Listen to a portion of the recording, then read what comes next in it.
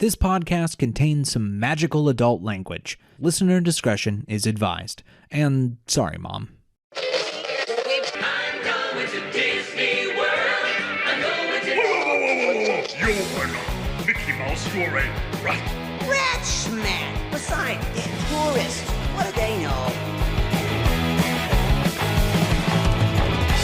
Welcome to Rat Castle, a progressive chat about Disney magic without the pixie dust.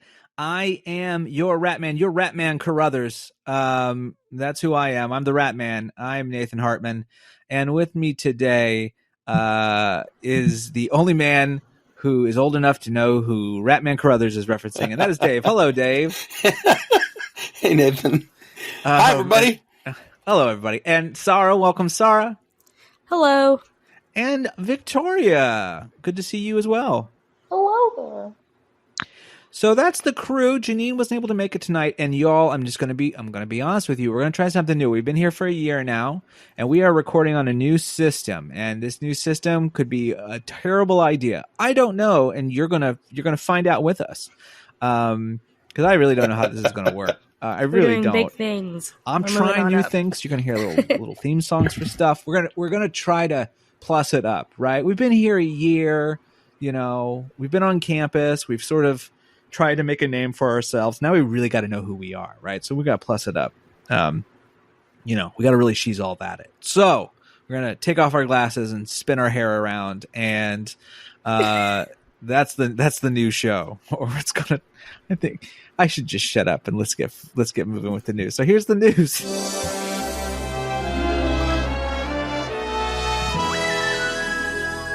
Okay, so we are starting, of course, the new segment in Walt Disney World, and Victoria's working double duty. She's going to take what Janine was going to do tonight, and we're going to start off over at good old Splash Mountain. As you all remember, Splash is closed here on the East Coast, and we are drinking the tears of everyone who's sad about it, or still sad about it at this point. It's okay if you were sad, but there's a difference between sad and whatever the hell else is what we're calling what people are online. So, but weirdly, or not, we'll get to some interesting Tiana news in a minute. But we did get some more information about Tiana's Bayou Adventure. What is that information, Victoria? All right, so it looks like WDI decided to create an extension of Tiana's story. So basically what happens after Princess and the Frog, which I'm not mad about. I mean, I thought they were going to do something that would connect to the show that's coming out on Disney Plus, but I guess we'll see.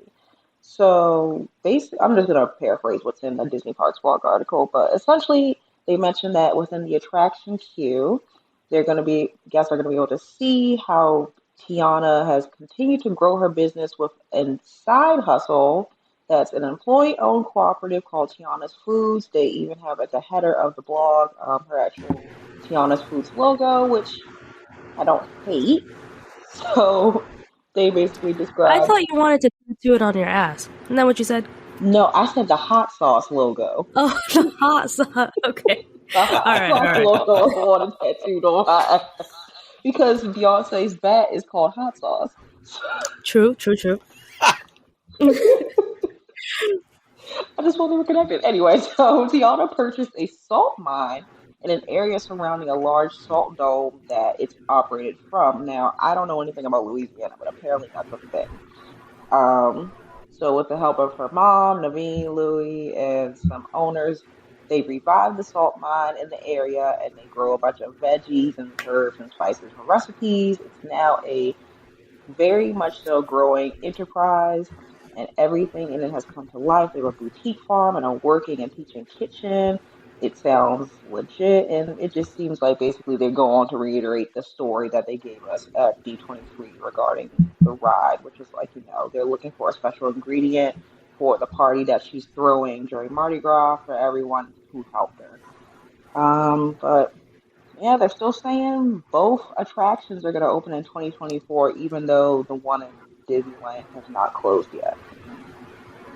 So the plot changed though a little bit, right? Wasn't the early plot? I don't know. The way they talked about it last time, it felt a little. Maybe they just didn't talk about the cooperative stuff. just was a little different. I thought there was Mardi No, Gras they didn't stuff talk involved. about they didn't talk about the cooperative stuff, but they did show that postcard where the people were in it. So I guess Mm-hmm. I thought that it was always a co-op, though. Yeah.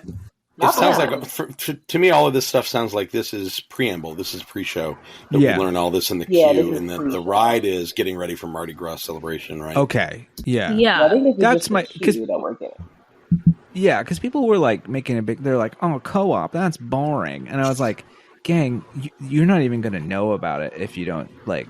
They're not gonna. There's no pre-show inspired. Like, there's No, it's finding an interesting Yeah. way to make Tiana's story inspirational, which I actually think is pretty cool.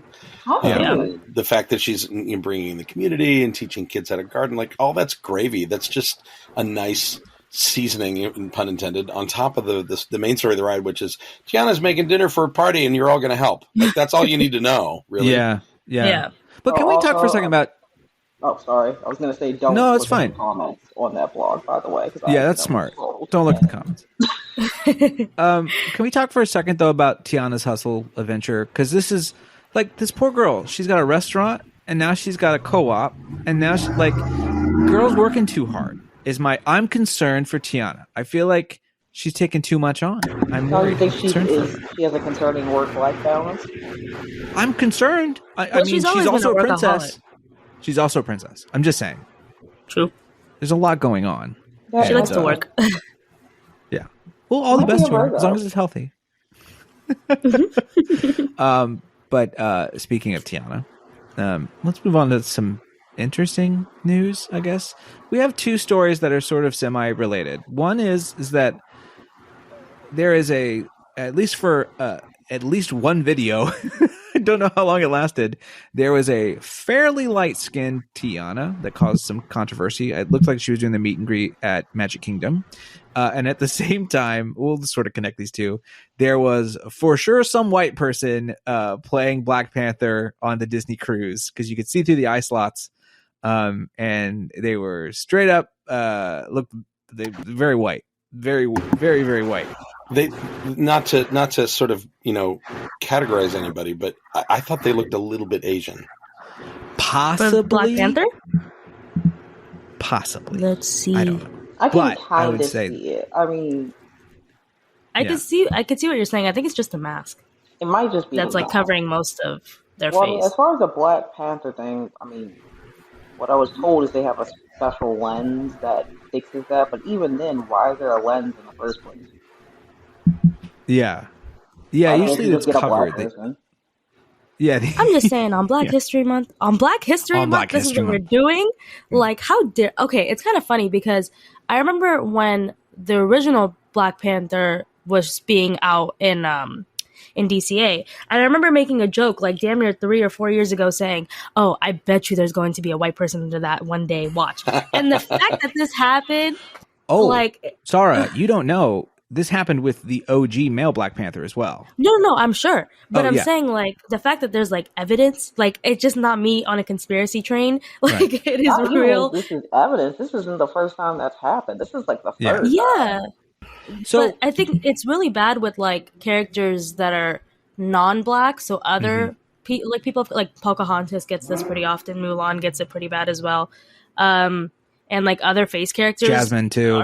Jasmine's I really just bad, saw as well as today. Aladdin and Naveen. Yeah. Yeah. So like those characters are pretty rough, and maybe because sorry, there was like noises in the It's all background, but we're good. doing this live. Yeah, it's all right. So maybe like you can get away with it because like you could say people are ignorant, they may not know like people of the world, whatever. But we know what a black person looks like. We know Yes. melanin. Like, let's be real. Like Tiana, like seriously, that is a Fenty 220. Okay, like serious. Well, the Tiana thing was lighting up my DMs for 2 weeks. Let me tell, like before it even like hit the mainstream, I got that video sent to me like 4 times, and I'm like, I'm not talking about this shit. I can't. It is Okay. rough. I can't because I've done this song and dance for 5 Mhm. years now. This light skinned Tiana, first off, we're not going to blame the character performer. Nope. Yeah, no. I get She that. probably just got put in. She probably just got put in. But I mean, it's just like you can't make a whole foundation and key of inclusion and then do stuff like that.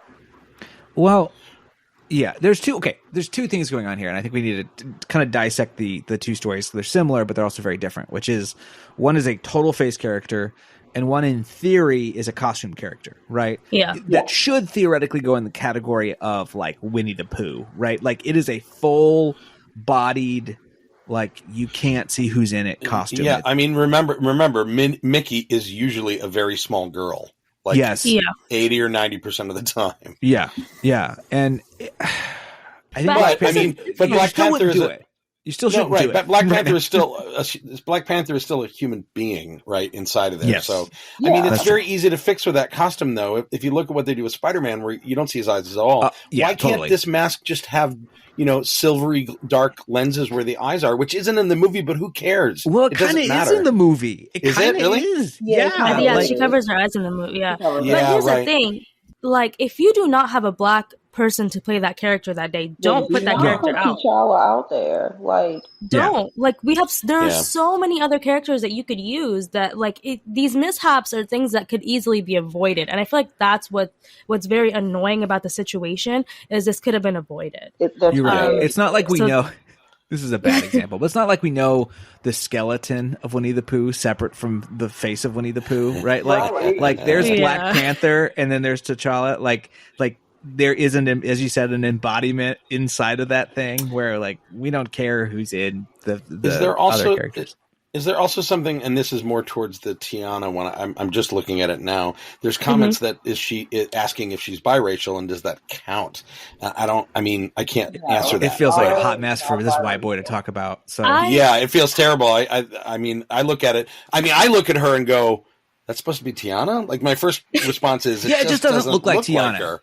Even body type, face structure, I don't see it. It's not. It's not even her. And I guess to talk to the whole biracial point, there's a really big problem right now with a lot of black characters being casted by biracial characters, so biracial actors. So that's happening a lot. Where Tiana's the first dark-skinned princess. She's a dark-skinned princess. So a dark-skinned woman or a brown-skinned woman should be playing Tiana. That's totally plain and simple. It should not be a biracial woman. It should not be a light-skinned woman. And that's not to take away from the blackness of a biracial person, not at all. But there's a time and a place, and there is still colorism that needs to be talked about and privilege when it comes to the color of people's skin tone. So. Again, not to blame the character performer. All best wishes to her. I'm sure she's getting a ton of hate, and she was just put in the situation, and it sucks that she's the face of this. But it is what it is. Disney should not have done that. They should. Whoever that manager is needs to be fired. In my opinion. To the point is what you said earlier is they shouldn't have put her out at all if that's the only person they had, because the way Princess Fairy Tale Hall works is it's supposed to rotate princesses anyway. For that emergency, in case you don't have that person. So that to end all be all, it shouldn't have happened in the first place. If you're going to preach inclusion, actually do inclusion and cast the correct skin tone. And it's funny because there are literal animators that had to pick a color. It's not like when you're trying to match an actor per se. We actually no, we know the pigment colors that we used when it came to shading and doing everything with Tiana. You can get very specific if you wanted to. It's not subjective at all. Yeah, and it's Florida. There is not a shortage of black people in Florida. No. Let's be real. You can hire people down there. People are looking for jobs. The issue is that one, the casters are usually, and this is just inside info, they're very picky, and the turnover for Tiana right now and recently has been so bad they can't keep anybody. Interesting. But again, Black Panther should be a non-issue. If the physicality of if it's just a meet and greet character, try to get a black actor in there. But if it's a stunt thing, that might be a specific skill or a specific need. And if his eyes are covered up, who cares? It's Black Panther doing the stunt. I can understand. But the thing is, with the Black Panther character, it speaks. So right. And with an accent. Exactly right. Right. That's rough. Right. That is rough. That's rough. Rough. Maybe let's just avoid the issue. So rough. I'm not even going to try to dive into that area. No. As What's the African, funny, let's avoid it. No. I'm trying to remember. There's the only sort of word that I allow is in Kilimanjaro Safari, the old video. If you remember, they had a ranger, and he would say Yeah. pochas like that. I just like the word pochas. I just like how he said it. It's less to do with the dialect, but and then I'll go pochas, and I just like. I actually wrote it with the big dead elephant. By the way. Oh, you did before they pull it out. Yeah. Yeah. I went to an Imagineering preview like a couple months before the park opened, because that's when I was living there doing MIT. Yeah. And we drive past that, and I get off that ride, and I'm with Imagineer friends. I'm like, "You're taking that out, right? You're not leaving that in." And they tried to defend it from like, "Well, it's an important message," and blah blah blah. I know, but I'm on vacation. Why? Yeah. Don't show me a gutted dead elephant. And sure enough, Like, They're 3 like- days later, it was gone. They're like, Dave, don't worry. You're going to go ride a raft ride through the burned remains of a rainforest. They're like, it's okay. Ignore it for now. Fine. It's fine. Oh, this boy. is Move fine. on. Yeah. Yeah. So anyway, quite some interesting moments happening. But let's stay with the Magic Kingdom. Tron previews are currently happening. Not a lot of news. We of course it's cast member previews, so we haven't ridden or anything. Well, I can't ride because I don't have an AP anymore. So anyway, but Janine, of course, will ride and give us a review when she gets the opportunity. But we are already starting to hear rumblings. And I want to say rumblings because I'm not sure it's even that accurate. It could be just cast members figuring it out. But we are seeing people online talking a lot about issues with Americans fitting in, larger Americans fitting into the vehicles, which are fairly similar, kind of the same as Flight of Passage, that same sort of lean over, put a thing on you scenario. And Dave, we were talking about this on Twitter, and you were very clear as a man who is not, I would not call skinny. I would call, you drink your milk, you're a big boy. And I'm a big boy. Yeah, and you wrote it. I'm a bear. I'm a bear. I'm a daddy bear. Yeah, Daddy bear. he's a daddy bear. That's a And 30 you wrote Rock it, line. and you wrote it in a much in the original, Right. which was very solely created for smaller people. So if you were able Well, to fit on that's that one, not exactly true. okay, interesting. That's not exactly true. And like, they're not going to spend millions on this ride and size it to a particular kind of guest. Correct. There are large Chinese people too. Let's Sure, of not course, get absolutely. it twisted, right? Yeah. I would say the only time I've seen that happen was in Japan for some stuff. But again, the answer is not. It's not a black and white issue. It's Right. not. They made it in Asia. It was tiny, and it doesn't work here. When I wrote it in 2016, I was probably 280, 275, and I'm about 5'11". I'm a big guy. I got like at that time probably had a 42-inch waist. So I'm not small. I'm a 55-gallon drum with legs, basically. Yeah, you're mighty. You're letting it all hang out, as they say. And I had no problems riding that ride. As a matter of fact, somebody in our traveling party, because we were there for research, was larger than me. He was pushing 300 and was a little bit taller than me. He fit fine. So I don't know what the issue is in Florida. They didn't make them different. They're the same ones. I think the seating position is very extreme. You are very much on your belly during the ride. And I think, and part of it is it's locking your feet in, like your feet have to be in a particular place to lock. Right. So I think people are trying to sit upright with their feet flat, like a motorcycle that's parked, when in reality Sure. you have to sort of get into position to even close the restraint. You have to I think assume the position, as it were. You have to assume the assume the position. Tron position. And you're basically the ride vehicle is basically a human centipede at that point. So it's Ooh, gross. gross, super gross. I'm never going to look at Tron the same. Thank you. I appreciate it very much. Right? Like, I'm just gonna think, if I ever ride the ride, I'm just gonna think my head is in someone's ass. Like, Yeah, pretty much. I don't know. I'm for the user. So, I mean, I think it now. Our guests in Walt Disney World is there a larger contingent of larger guests? Yes, we know this just from exit polls and design standard. Yeah. But the thing about design standard, this goes back to it wasn't designed for a specific audience in China. Is that there are global standards for encapsulation of riders, right? Of how you contain somebody, containment in a ride. And a lot of it is based on what's called TUV, which is a German organization. I don't know what it stands for, but they are like the arbiter of, yes, that's good. That engineering will be safe in almost every park in the world. And so it's in every ride system, really. The ride companies, the companies that develop the ride systems have to answer to them. And so I don't know what the issues are there, but like I said, I wrote it and I'm big, and bigger friends than me have ridden it and had no problem at all. I had a little bit of problem on Flight of Passage, but that was because of my thighs. It was because of my legs. It wasn't because of my belly. I was just going to say that because I'm hearing that it's a height and calf issue. That's what I'm hearing as well. That's what I'm hearing. So it's like, which I think is very strange because typically Asian people have bigger calves. So if they're saying that the ride is being built for like Asian people, then that would have been something that would have been taken into account. Like, I'm not really understanding what the actual issue is here. Yeah, another good example, and Universal just getting slammed on a lot of rides for this for sizing. Secret Life of Pets. But again, I'm not defending them in any of these. I'm just saying it is a very nuanced discussion that has a lot more moving parts than just, because like when people compare coasters, like, we don't have that on we don't have restraints like that on California Screamin', that can fit anybody. Yeah, but it like California Screamin' has less lateral forces than a lot of other coasters. The one loop is a particular kind of G-force, and because of that, the encapsulation can be a little more forgiving.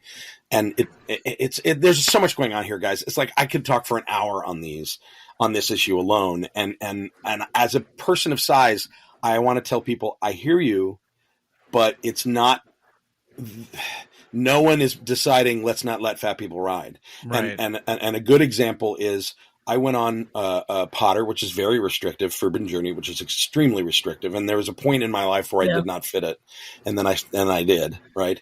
I went with a friend who was about 3 inches taller than me. So he's probably 6'1", 6'2", and he's thinner than me. He's probably like 220, 230, and he could not fit on that ride because he's too tall. It had nothing to do with how heavy he is. It's about height. And then that relates back to rides are made for usually the 90th percentile is the way cars are designed. The safety in cars is the 90th percentile male is like the baseline of where everything that has to be encapsulated. But then the thrills of the ride and the G-forces and kinetics of the ride and dictate who can ride it safely from an age standpoint. And then you have to say, all right, that's going to be a height level, and that height level with this restraint requires this much encapsulation. There's so much going on here, but I think the Tron issue is opening jitters, and that's it. Yeah, let me ask. Oh, go ahead, Saara. Yeah, I was going to say that it's not necessarily a fat phobic issue, but rather a safety issue. But the thing is, with the Tron ride, there is like an accessibility seat thing in the back of the train. Yeah. So there is you might not get the full experience, but it's still there. And even they're saying that you could only see the story from like the third and the fourth seat. So like you can't even get the full experience on this coaster. I wrote it like there's just a lot of issues. I wrote it like 10 times in Shanghai, and yeah, the center of the train's the sweet spot. Yes, it's pretty short. I understand people can get it short. I still love it. I think it's beautiful. The finishes and the lighting, everything's just great. That vehicle in the back is the Light Runner, which was Cora's hot rod from Tron Light Cycle. And the problem is it's only on one train. And it's like, guys, put it on all of them. Why? That will solve your issue. Yeah, it's only on one train. What the heck? Why would they do that? Because they consider it a transfer vehicle for people coming out of wheelchairs and EVs. Yeah. Right? I see. Okay. People that can't lift a leg or straddle the ride, because you literally have to board it like a motorcycle. You have to hike your leg over it, So that Light Runner is a perfect example. Like in Walt Disney World, you should have put one on every train. You probably should have put two, or maybe should have had a whole train of nothing but them. But anyway, I think you're right, Saara, in that it is not a fat phobic issue. It a lot of times goes back to what the major global company lawyers will accept in terms of risk. Yeah. Sure. And where we're having problems when you see The Secret Life of Pets, that's a number of things that led to that from what I hear. But the biggest reason, because you look at that and you look at an Omnimover, they're the same kind of ride. Why I don't get strapped into Haunted Mansion this strictly. Why does Secret Life of Pets, which is a similar slow moving ride, need it? Well, Universal lawyers are requiring 100% encapsulation, so people can't get out at all. And then because they will. And then on top of that, that particular ride has a really, really narrow reach envelope, like to make it fit in the space that they built. The sets and the animatronics and moving props are actually really close to the vehicle, and so they have to make it so you can't lean too far.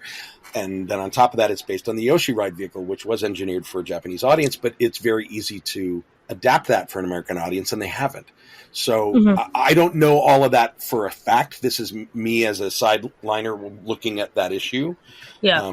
But there's not an easy answer, and the answer isn't they're leaving out. I hate to say it. The answer is not they're leaving out fat people on purpose, because that's not how this works. Well, I mean, when you that design these things. particular opinion, I feel, just comes from armchair Imagineers who think they know what they're talking about. Because Not it's all armchair complete- Imagineers. Well, I'm so serious, because the very first time I heard about this issue, it was from a blogger, and his source was CPs on a Yik Yak. First off, I didn't know people still use Yik Yak. So I was like, I'm absolutely not going to take you seriously as a person ever. They were using that in high school. Oh my God. That was my point. I was like, I haven't touched that since 2010. It still exists, but that's besides the point. I just feel like people are being armchair Imagineers, and a good chunk of these people have not even ridden this ride yet, and they just want to be dramatic. And to get on my soapbox again about it, like, I have friends who are coaster fans who you're like, I can't go to Six Flags because I don't fit on anything there. That's why I go to Disney, because I fit on Space Mountain screaming, right? Well, yeah, but there's not a coaster at any Disney park that is half as intense as most coasters at Six Flags parks. They're a different echelon of thrill, and therefore require a lot more encapsulation for their riders. So it's like, I get you. There are rides at Six Flags that I don't fit on anymore. True. But that's is there... It's a risk. Well, here's another one. Everybody says, well, can't you have a seat or two that is a little more forgiving? And they kind of do on B&M coasters, like Hulk. There's a seat in row 6 or 7 that's got 2 of the belts instead of 1, and so it can lock like 1 or 2 notches less. The problem is that creates a single point of failure, that you are relying on a teenage ride operator to check every single time for a 16-hour operational day. So the lawyers say, nope, because if I have one employee that's not paying attention and a 4-year-old goes in that seat and flies to his death, we're liable. So this is, again, that's one other layer, is that what is the least amount of risk for the kind of operational environment you have and the kind of operational staff that you have supervising these rides, right? Everybody goes, can't they just do seatbelts like you have on Tower of Terror? No, because those don't work for certain kind of ride dynamics, right? So there's a lot going on, and I wish there was an easier answer. But, I think people, my message for people who are big, try Tron. I think you'll be fine, because I wrote it with no problems. Dave, let me ask you a question. I'm curious. So, when it came to Alien Attack and dealing with the vehicle you got, which was Seuss, it was Cat in the Hat, right? Initially, I mean, the base is. The moment you wanted to spin it, how does that change the factor of size of child? And because that seems like that's exactly like when you start having problems. So Seuss had a couple of spins in it, right? Yeah, that's true. Seuss also had sides to the seats. There were benches, right? And so you could do a single lap bar for a family, and the kid, if he slid over, he would hit the side of the vehicle, right? Men in Black did not have that. Men in Black had open air seats, and so we ran into an issue in early testing where it was like I don't know if people remember this. The ride opened with 2 single lap bars, 1 for each row. Nobody remembers this because we took them out. We found there if you have like a big parent in the middle, dad with a big belly, and the kid sitting on an outside seat, you'll have a problem during the spins, because there might be enough of a gap between the little metal side handle on the seat and the lap bar.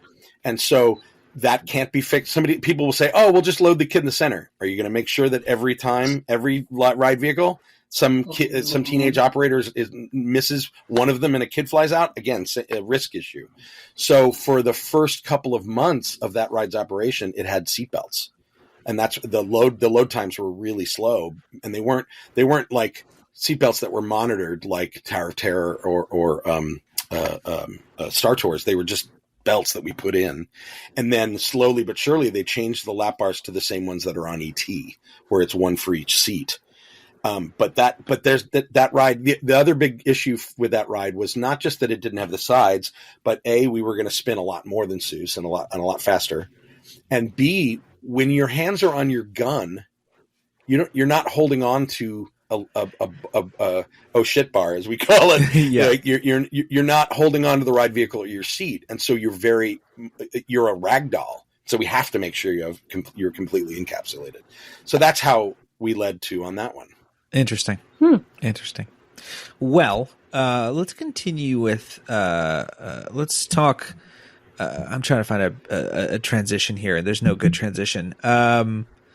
Because we are going to talk more about Ron DeSantis. I don't want to, but we're going to, because there's some news out. In fact, it's been voted on. It's been approved as of this recording just today.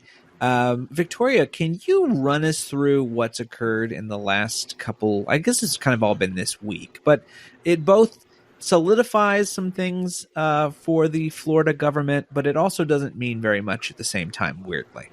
I mean, it's pretty much Florida, to be honest. But so DeSantis has put out a bill. I hate that we're talking about this. So he proposed that they have a government-controlled district. Why can't I talk? Oh my god. District that would elect a board of supervisors as far as replacing Reedy Creek. And the board would be expected to propose a list of changes to the district's power within 1 year. Now, I'm not going to go over the bill too much, but essentially it was clear that DeSantis wanted to strip Disney of its governing power with Reedy Creek. And the individuals... and just to mention that the individuals that would be on this proposed board of supervisors would not be eligible to serve on the board if they had worked for a theme park or entertainment complex in the last 3 years, which doesn't make much sense to me. But it states that Reedy Creek won't be dissolved, and it will be permitted to operate under Reedy Creek for up to 2 years to ensure that changes were necessary. Disney would lose control of the district upon creation of the board, who would be selected only by Ron DeSantis. He's so annoying. Like, he's just irritating. Like, it makes no sense. Like, why would you? I don't know. I got a black governor now, so this don't matter to me. Yes. I just think that this is the stupidest back and forth. It's a waste of time. We could be putting more of these resources into, I don't know, putting like AP classes back to where they're supposed to be. And I don't know. That's Why do you just think me. I'm leaving Florida, Saara? This place is a fascist regime. I'm out. This is insane. Like, it just doesn't even really make sense as to like it just feels like a big like fuck you to Disney. That's really all it is. Like, he didn't want Disney to have the amount of power that it has. Like, to have a board of supervisors that's only put in who is selected by DeSantis himself and has not worked in a theme park or entertainment complex within 3 years for something that's under a theme park's control. Like, well, we all know Baby Trump is trying his best to show that he sticks up to like big corporations before he runs for presidency like next year. So this is all stupid and it's going to go away like it has before. So this is a waste of time. Well, and the joke, of course, the irony is Disney gets all the tax incentives they've always gotten. They're not. right. There's nothing So changed. Like what is it? Like, what was the purpose? Yeah. It's literally for show. It's genuinely just for show, and it's going to go away because no one gives a fuck. And this, like, Disney is the biggest employer in that region. It would be stupid of them to fuck with Disney, and Disney understands that, which is why Correct. I don't even think they're giving this any, like, they don't care. So you could do whatever. Yeah, it's As long as it doesn't mess up my future of maybe working at Imagineering, I don't give a fuck. no, there's plenty of reasons. Disney's working very hard to make sure no one works in Imagineering anymore. So I mean, you're good. that's what it seems like, honestly. My God. Yeah. They had a career fair at my school, and I was like, what are y'all doing here? You guys just fired all these people. Get the hell up out of here. Like, go away. Why are you here? Yeah. Yeah, but I mean, it was fun to see the amendments that were put forth, and you know, that stuff was funny. I liked some of the stuff, the little intrigue, the you know, whatever. Disney's like, sure, call it whatever you want. I'm, you know, the funny and the thing is like, the state doesn't want Disney's debt. If Disney was like even, they would probably be in a lot more trouble. But the state is like, I don't want your debt. So it's like, you don't want their debt, you just don't want them to have power. Like what are you doing? Like truly, do you just have nothing else to do? It's show. It's political theater. They're flexing muscles. Yeah. Yeah. Yeah. I mean, well, they're definitely lacking because there's other things that you could be doing, like giving people. And it's not even entertaining. Like, That's the it's worst just part so. about it. It's not even messy. That's what I'm saying. If it Like, was it's messy, not. I would enjoy it a little bit more, but this is like the Peanuts teacher talking in my ear right now. Like, I'm changing the channel. Yeah. Yeah. How dare they make us listen to Florida council meetings? Like, I did not sign up for Florida council meetings. Like, that was not what I'm here for. And you would think it would be entertaining because it's Florida council meetings. Right. Because like, you would think it would be crazy, but there's nothing there. Like, my God, the Ticketmaster trial was more entertaining than this. And I watched that. Oh my God. I mean, I wish we covered other news because the Ticketmaster stuff was ridiculous. Yeah, right? Not the Taylor Swift Hilarious. lyrics. I just think you need a virtual queue for Beyonce. Everything would be fine. There'd be no problems whatsoever. I would die. I would not make it. Nathan, you better leave this Beyonce conversation because what we were talking about earlier, That's true. you don't even like Beyonce. No. You're putting Beehive words in my attack mouth. him. You can't say I don't like Beyonce. I don't listen to Beyonce. There's a difference. Okay. That's Just saying. That's basically saying you don't like her.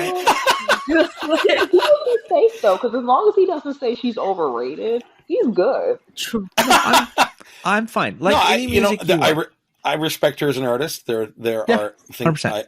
I've watched I've watched Lemonade. I watched the one on Disney Plus. I think she's an incredible artist. I can't say that I can hum a bunch of her songs, but like the last record was a bop for like dancing around the house while I'm cleaning up. I can tell you that much. So like I totally respect her as an artist. I'm just not, I can't say I'm a huge fan only because it's not one of my go-tos, you know. I mean, fair. she was. I don't the best dislike part, her at all. I don't, you know. Yeah, she was the best part in the Pink Panther remake. So I also loved her in Austin Powers. Yes, Come of on, course. that was And Dreamgirls, that's like one of my favorite movies. Well, that's Jennifer Yeah, Hudson, but Dreamgirls. okay, She's whatever. great. She's great. Yes. How do Okay, we sorry, get back to here? Disney. Do you see how I don't even know. boring this was that we started talking about Beyonce, right? There's. Let's just move on. We have a Let's little just- more vegetables. This is more labor related. Let me just admit, I'm kind of a bad socialist because I believe in the tenants, but I find labor discussion absolutely like paint drying. Boring. It's so boring. Yes, 100%. Everyone should be treated fairly. I can't. I like Get magazines and they're like, let's talk about labor. I'm like, I don't. No, it's too much. Sorry, I feel like Jacobin. that's why we don't ever get anywhere with labor. Yeah, discussions, 'cause sadly, they're so boring. it's. I promise I have no vote. There's nothing I can do. I'm always pro labor if I can. But we're going to talk a little bit. This is funny, actually. Before Victoria, you kind of run us through this last piece of news here for Walt Disney World. There was I was doing some research. I'm working on a potential book. I'm not sure if it's going to happen. You got to do the research before you find out if there's actually anything to tell people about. But the research led me to finding several articles from like 1986 about union workers at Disney World upset that Michael Eisner had given himself a $6 million raise, and they were still wanting a pay raise and weren't getting one and could use one. So some things never change at the Magic Kingdom, because why, Victoria? What's going on? That's a good question. Someone was not prepared for Janine's segment. I'll take Janine's stuff. You're talking about. Well, I'll talk about it then. I found it. I was like, Okay, I you didn't good? click on that. Okay, this is what you get when we're live, people. I had the Disney release statement like open, and I was like, "What?" What the fuck is he talking about? I was like, "Yeah, you are talking your shit, man." Like,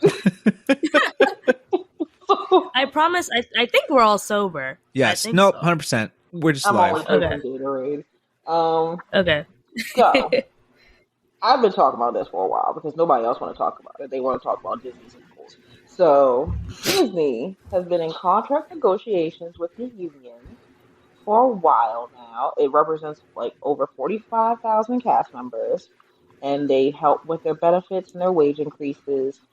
The union has voted to reject Disney's most recent offer to the union in favor of more beneficial terms. What they offered to them was, I believe, like $1 raise. Yeah. Yes, that's correct. It was $1 raise, which is completely unacceptable. That's not even going to cover inflation, if I recall correctly. So 96% of them voted no. So I guess they're just going to go ahead and go back to that pretty much. But originally, the union asked for the cast members to have an 18 per hour raise.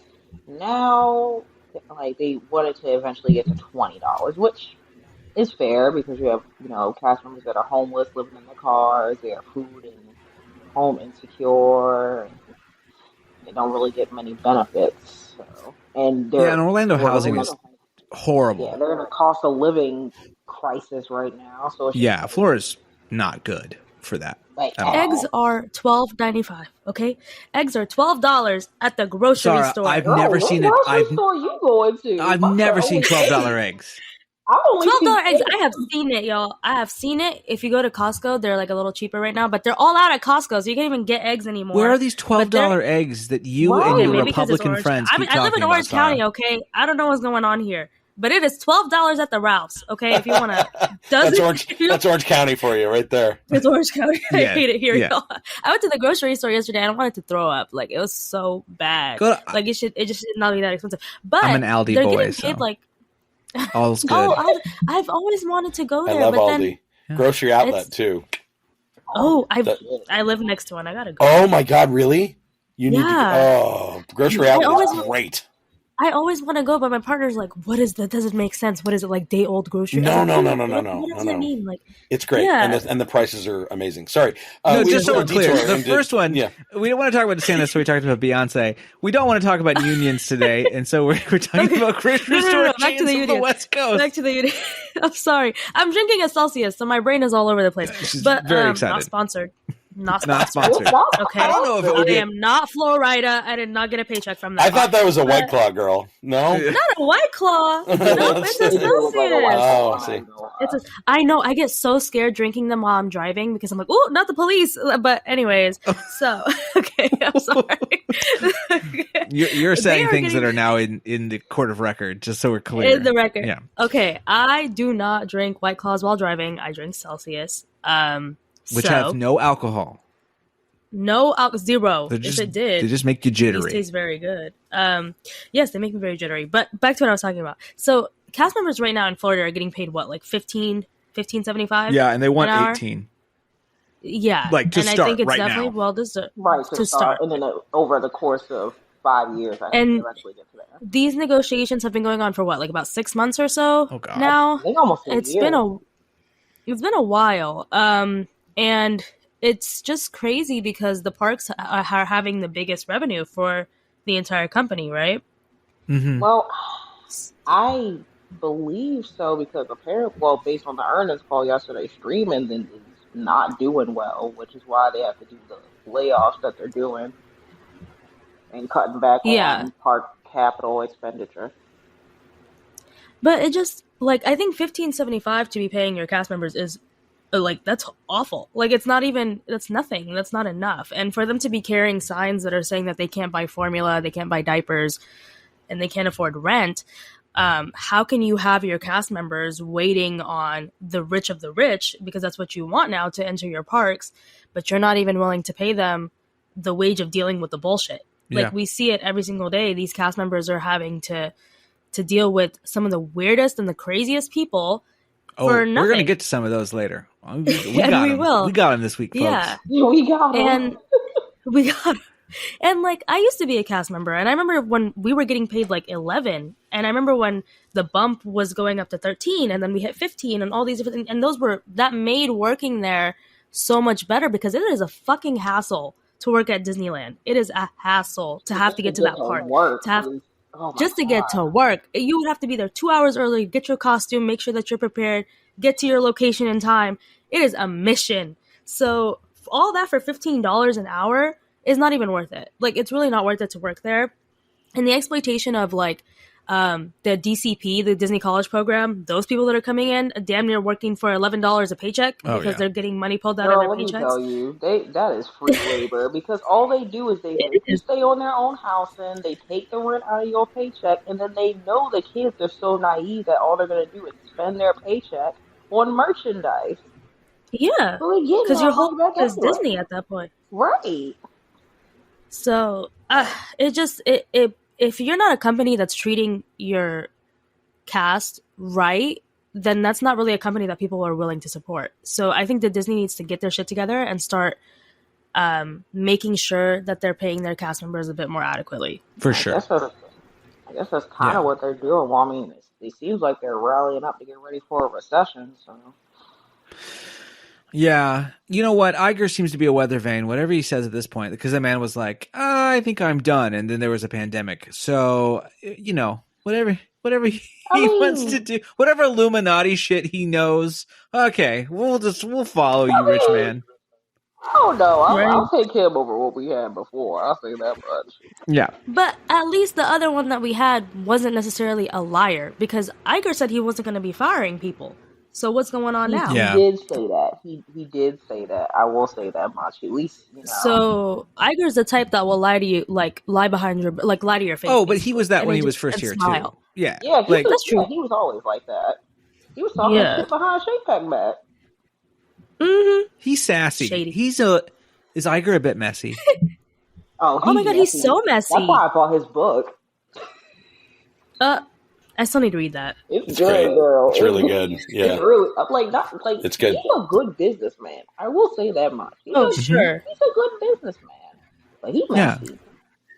I feel like to be a good businessman, You gotta be have messy. to be messy. You Man, have to like, be. I Late got stage to- capitalism, baby. I feel like I would be a good businessman. I like the mess. I like the drama. I'm like, oh, what did he say? What happened? Well, no bonus for you, Ben. Right? Yeah. Like, oh, you said that about me? Nope, fired. Well, let's go ahead and head over to the West Coast. Or should I say, let's go to a different planet altogether in our little sleep chambers. Because apparently, Saara, a version has been said of a certain something Yeah. that's coming to Disneyland. Yep. So, speaking of Bob Iger, so he, I guess, quote unquote, confirmed during the earnings call that there's going to be a version of Pandora coming to the Disneyland Resort. That's all that he said. He didn't elaborate more. He just said that further details were coming. And obviously that put everybody into a storm where everybody's kind of putting their ideas. People are just talking about it. They're wondering where it is. I mean, to And be fair, I'm wondering where Mhm. it's going to go to. Like, where?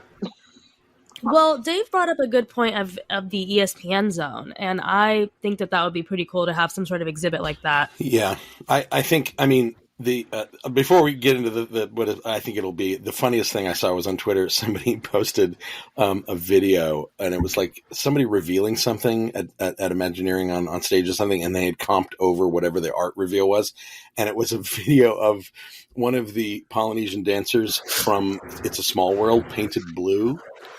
Yeah, that was at IAPA this year. It was just sort of a Really? fun little thing. That they made, you know how they do cute little stuff just to get attention in social. Really? Yeah. It was just like So it's real? it was like a robotic company that made one. Oh, There you go. We figured it out. okay. Back it up. Well, For fun. here's what I think it. That was here's it. what I think it's. Here's what I think it's going to be. I think it's going to be if you look at the Shanghai Disneyland page, there's an avatar experience in Tomorrowland that is a walkthrough, photo ops, theatrical lighting, some simple interactive stuff. And then there's a similar one at Gardens by the Bay in Singapore, which is not a Disney property, but it's a high-end tourist thing that they put an activation in. I think it's going to be something like that. And I think it'll either go in the launch bay, the old Carousel of Progress building at Disneyland, because that's currently empty, nothing in it at all. It could go in one of the sound stages at DCA across the way, where the Avengers store or Marvel store is now, or where Flynn's Arcade was during Electronica.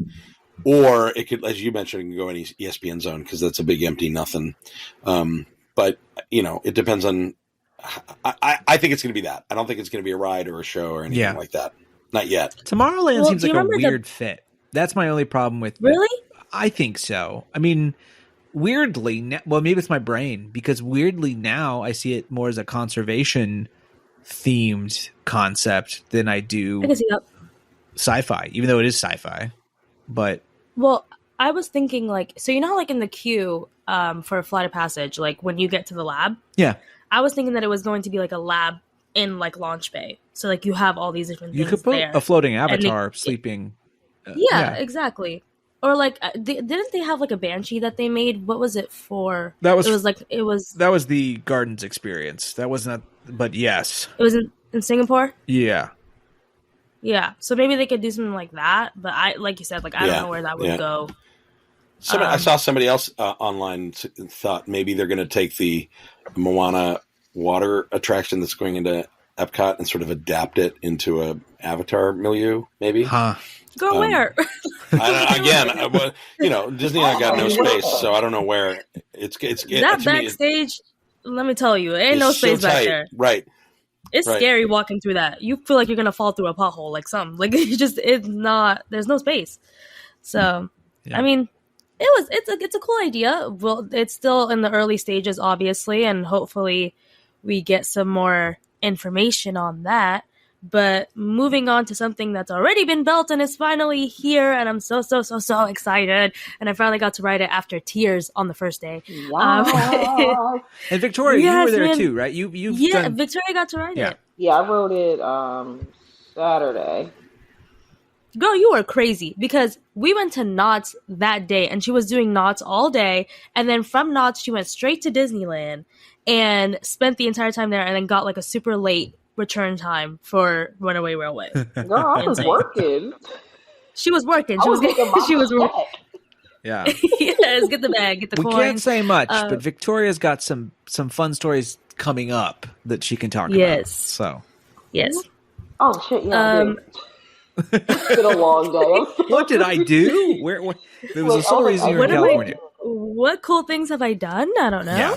Well, we'll get to that in another week. Yes, we will. When certain NDAs are up. Yes. NDAs, we love that for you. Toontown and Runaway Railway. I went on the first day for the Disneyland 100th, which, by the way, if you can make it out to Disneyland for the 100th celebration, they stuck their foot up in that anniversary. It is amazing. I thought it was going to be a joke, and I was like, ugh, whatever. It's giving us 50th vibes, but no, this is what the 50th should have been, and it is so good. And it's first of all, there's a cavalcade where all the characters come out dressed in their finest platinum wear, and there's a really cute song that gets played there. and as well as like just a bunch of different decorations. There's new foods. There's just so much energy that's in the park that I just feel like has been missing for a while. So that's back. So definitely make your way out there and check that out. But Toontown is kind of open.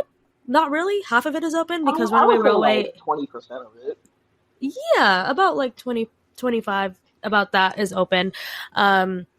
And Runaway Railway is finally open here at the parks, but it's a virtual queue. So you can't just waltz in there and try to ride the ride. Yeah. And it is rough. First day, the virtual queue was gone in like literally a millisecond. Like it was gone. Bro, You could not. I tried it and like I accidentally like fell asleep and 2 minutes had passed and they were all gone. Like 2 minutes. They were gone. They're just gone. Wait, is that including buying Disney Plus? Or are they not doing that yet? So the Lightning Lane, they are doing that, but for the first day, it was literally gone at 7 a.m. Oh my the God. entire thing. But for the following days, you can buy it within the hour. So that's thankfully you could do that. But I think that's only for the morning time where you can get a closer return time because people are kind of waiting it out for that 1 p.m. Yeah, that's what happened block with to me. be able to. Because when I got to the park, I couldn't get one. I think I got there at like 3, I think, and I couldn't get one until like 10:30 at that night. Yeah, but before that, if you go in the morning, right before that 1 p.m. one, because people I think are still waiting it out, so you're still able to get one within the hour. But the ride is not perfect in terms of running; it goes down a lot. That's an issue. That's how it was down here to start with. Yeah. Too. There's some kinks to work out. It's a finicky ride, which is understandable, but it is beautiful. The queue is beautiful. It's so much brighter. And in Florida, because I rode the one in Florida, I had an issue with the sound. I felt like it was very loud, and I hated it. But here in California, I feel like the sound is like just right. It's perfect. I noticed. So I thought it was just me that noticed that too. Like it's really, yeah. You I noticed it couldn't. too? I remember riding it and not really being able to make out some of the I don't know if it was a volume issue. It sounded like an acoustic issue to me. Like I couldn't hear. Yeah. I couldn't understand a lot of the dialogue. Yeah, but that's also because a lot of it was an existing building, right? They were adapting. Yeah, that's exactly. That's true. And you could totally feel the difference. Like it just feels like the queue is just so cool because you have a bunch of these like little cute memorabilia. There's like different things there. The outside is just beautiful and bright. And they finally fixed the shitty ass background that was so sun faded that you couldn't even tell what it was. So that's been finally fixed. And the grass area, I kid you not, I sat there on that bench and I was literally almost in tears. Like it was so beautiful just seeing how many kids are running around and being able to run freely in the shade and just be happy. Like it literally made me so just emotional. Like, and I'm so excited for the rest of the land to open up to see what happens. The only disappointing part was that, the Roger Rabbit ride was closed, but I don't know why it was closed. So are there different? I heard there are a couple of different scenes than Florida. Is that true? No, not that I saw. Okay. I think the one difference I saw was towards the end when you're getting to the park scene, you go through a long tunnel instead of immediately going to the scene. That's the only thing I noticed. Yeah, okay. That's the one thing. But everything else is the exact same. Yeah. But it was, I don't know, maybe it just felt better than the Florida one because of the queue and because of the outside and stuff. And they also did update a lot of the land. Like, there's a bunch of new signage. There's a bunch of cute little things and Easter eggs everywhere. Yeah, it definitely needed it. A lot of the buildings are brighter. So where in Toontown is the El Capitan Theater? Where's that marquee? So so when you go in, you know how there's that hill? It's like the first thing that you'll see. Yeah, because you know how Roger Rabbit is on the right? Yeah. So it's like literally smack dab in the middle. Okay, so where Goofy's service station used to be? So it's like a little bit more towards the right to Goofy's service station. Oh, okay. They added like a bunch of different little buildings there, like City Hall and like a bank and like all these different things, and then it's the El Capitan Theater. Oh, okay. So it's literally like when you walk up the hill, you'll see it right in front of you. It's a straight shot. Like it's literally you walk up that hill and you just keep going straight.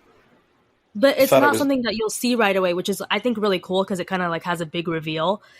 You're just like going in and then you'll see it. For some reason, I thought it was down where the Chippendale Treehouse used to be. Like they were going to blow out that end. Yeah. But that doesn't make sense because it's a movie theater, so it has to be in town. Okay, I'll see it. Yeah. I'm going Sunday, so I'll see it on Sunday. Okay, Gorgeous all at right. night if you can catch it at night. It's very pretty. I have not seen it at night Ooh, I yet. will send you the pictures, girl. It is pretty. Please do. But we are so we also have a TikTok. Okay, it's the Rat Castle TikTok. We haven't posted nothing on it yet, but I took. You got it. It's your fault. Yeah, I know. We filmed something, and I teed that up and tried to edit it, and it's 53-year-old figuring out TikTok. We need a kid to do this. Can we just? Yeah, Dave, Hey, I can't anybody even out there figure it want to out. be our TikToker? Come on, Yeah. write to us Be an because we're intern old. for free? I wonder. Yeah, come be our college program intern. Yeah, we'll treat you better. We'll give you days off. Okay. Yeah. $12. But yes, there's. I took a bunch of videos, so that will go up before this podcast. So check it out there. You'll see the queue and everything. Wonderful. You also Yeah. went to Knott's Burry Farm. Victoria, you don't live there, so it's not some place you get to go very often. What I've never been, this is one of my big things. I want to go to Knott's. I've never been to Knott's. I really want to go. It's so fun. I don't have a lot of California. It's really fun. I've only done Disneyland twice. Yeah, girl. Twice? Yeah, twice. That's all I've done. I've never been to California Adventure. It's never happened. Look, I'm not made of money. What am I supposed to do? Right? I moved to the place with 4 parks. That's what I did. So, I guess that's fair. He was That's thinking fair. cost Value for efficient. your money. That's what he was Yeah. thinking. yeah. He's like, why would I go to 2 when I can get 4? Yeah. Hello. Yeah. Yeah. And it was cheaper to live there. I don't know. Florida's anyway. My point being, I've always wanted to go to Knott's, and Victoria, you got to go to Knott's. What are your impressions of Knott's since you got to have a little experience with Saara? And so, well, we joked they're not racist cameras, but some fun cameras. Damn camera. I still stand by my statement. Racist cameras that didn't pick you up, and yeah. Yeah. I'm just saying, they got the people behind us. That's all I'm saying. Yeah. Anyway, so We're not blaming Knott's. We're blaming the Bears on what was the ride? I'm forgetting. Oh, the I don't even know. It was the very Knott's Berry Tales. Yeah, Yeah, Knott's that's what right. Yes. Yeah, cameras. Yeah. It was my first time on that version of the What'd you ride, guys so think? That was pretty cool. It was dinosaur something before that, right? It was Knott's Berry Tales first. Well, of course. Rolling Right. Crumps, Knott's Berry Tales. And then it was down. What was the dinosaur one called? I never can remember. I don't remember the dinosaur. Oh, ones. it was. I wasn't there for that. Oh, I'm blanking. It was in the 90s. Sorry, our audience is going to hate me because I should know this. And then it turned into Voyage to the Iron Reef. Oh my god, That that was one like was a year. scary. That barely lasted. Yeah, for like a year. It was bonkers, and the story was really weird. Like the coasters were the coaster track was like being eaten by some underwater Like kraken-y thing. Yeah. It didn't make Oh, it was yeah, weird. that's what you were telling me about. Yeah. Yeah, And then they yeah. put in the new one. Kingdom of the Dinosaurs. You know, it's cute. by the way. It's catnip for Gen Xers who grew up in Southern California. Like, holy moly, that I loved that original ride. yeah. And you know, it honors Raleigh Crump designs in a really fun way in digital space and projections. And I thought it was good. I thought the game is fun and replayable. Cool.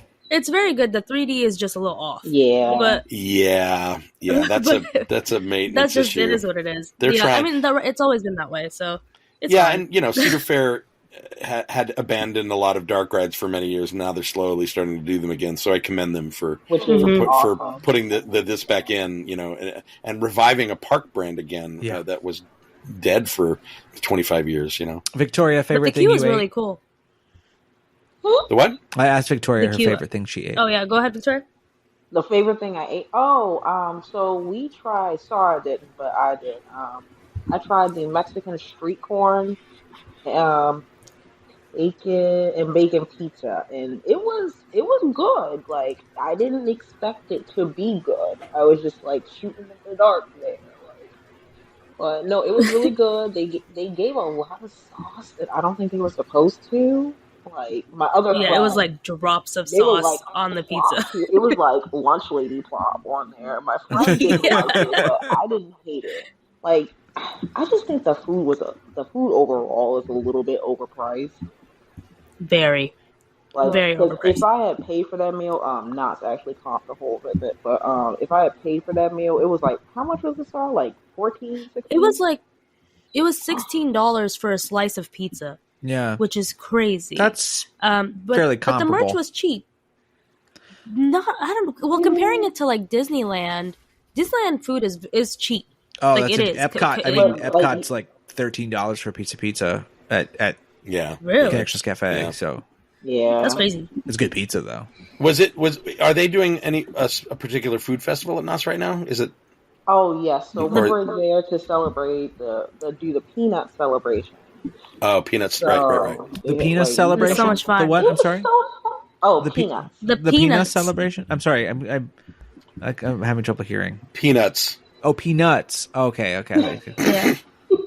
Peanut celebration. You can't say that too fast. Gay days is later. The peanut celebration. That's Oh later my in the year. God.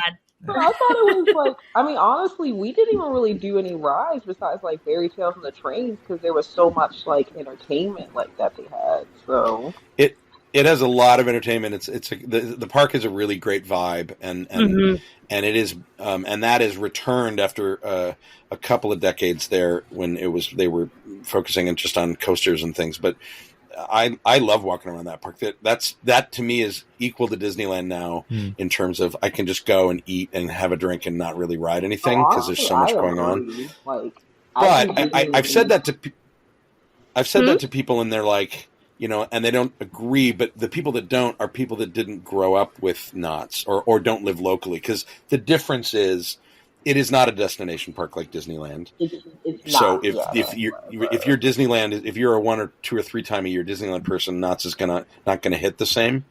But if you're a pass holder and it's just a place to go, Knott's is very unique and very local. Yeah. Like, it feels authentic to the place it's at. That's In a cool. weird No, way. I absolutely agree. That's what actually drew me to it. Like once I hit Cedar Point and Knott's, that's what actually convinced me to do like the Platinum Pass because I was like, I know I want to come back here for the vibes. Any boysenberry eating? Victoria, are you a boysenberry person? Oh, bitch, She's a boysenberry girl. Bitch. That's what she is now. that punch. Sorry, I bought the punch, but Isn't it? You bought it? Oh. they hit my friend So- was like, get the punch, and I was like refilling all day. All day long. That boysenberry punch, when I was a kid, they used to serve it in a little plastic purple boysenberry with a straw sticking out of the top. Cool. And you didn't get Oh, free that's refills, and it was cool. like, $3 or $4 for like 4 sips of it. That was my butterbeer, y'all. That was like, because you could only get it there. And so, anyway, yeah, it's awesome. But there's another one. If you go back in the stores, they have tons of boysenberry products. There's one that is called boysenberry pie jam. So it is, Oh. and it's branded to Knott's Berry Tales as a rye, but it's a little jar of jam. But it tastes like pie, not just boysenberry jelly. It's hard to describe why, but it's got a flavor where you sort of taste the crust a little. That sounds so on good. toast, y'all.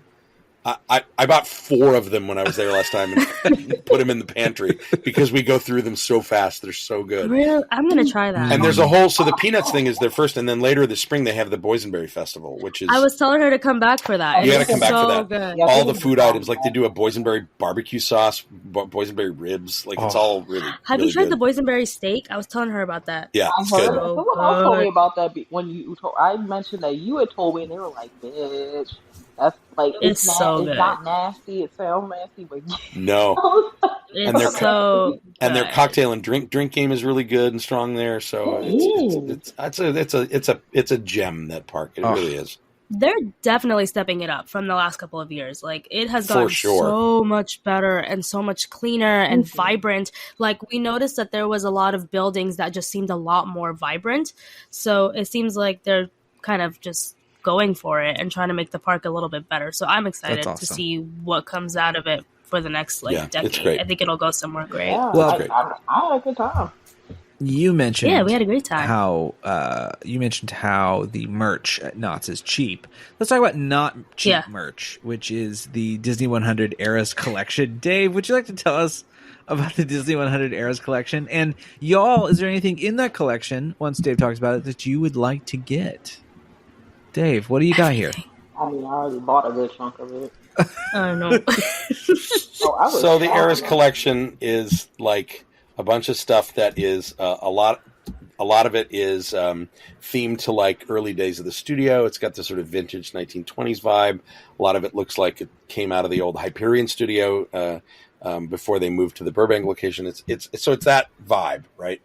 But it's stupid expensive. Yeah, most of it is. Yeah, it's mostly very expensive because it's like they're heavy duty collectibles. They're like metal desk things. They're not just they're not just park trinkets. The most notable one, the one that got the most sort of traction that I saw that alerted me to this line online and on Twitter was the desk lamp that looks like the old water tower. Yeah, that's cool.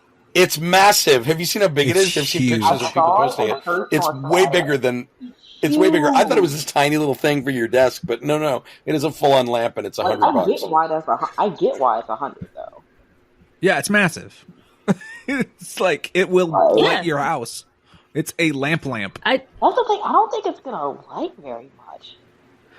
Well, it's a desk lamp. It's for your desk. That's the whole idea. Is like this. You better have a big ass desk for that. I mean, that's my point. I'm like, it's a huge lamp, so it's like for a desk. Yeah, like maybe like a side table. Like I don't know.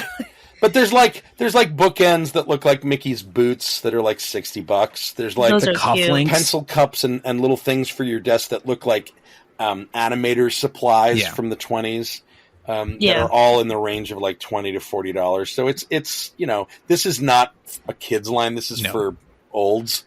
The cup or the mug, the cartoonist mug, which has the old kind of ad for the Walt Disney cartoonist. It's $20, which is really pretty reasonable. It might be the most reasonable. Standard for mugs, though, isn't it? Huh? Isn't that standard for mugs, though? Yeah, I mean, I've seen mugs for $30. Yeah. That's actually not too shabby compared to. I think the weirdest one is the phone holder. Like, first of all, Mickey on that looks scared. Like, I don't know why his ears are back like that, and I don't know who's buying a phone holder that looks like I don't know. Like, it just doesn't. That is make a weird one. You're right. The pose is like Dumbo like his ears are folded back. It's very strange.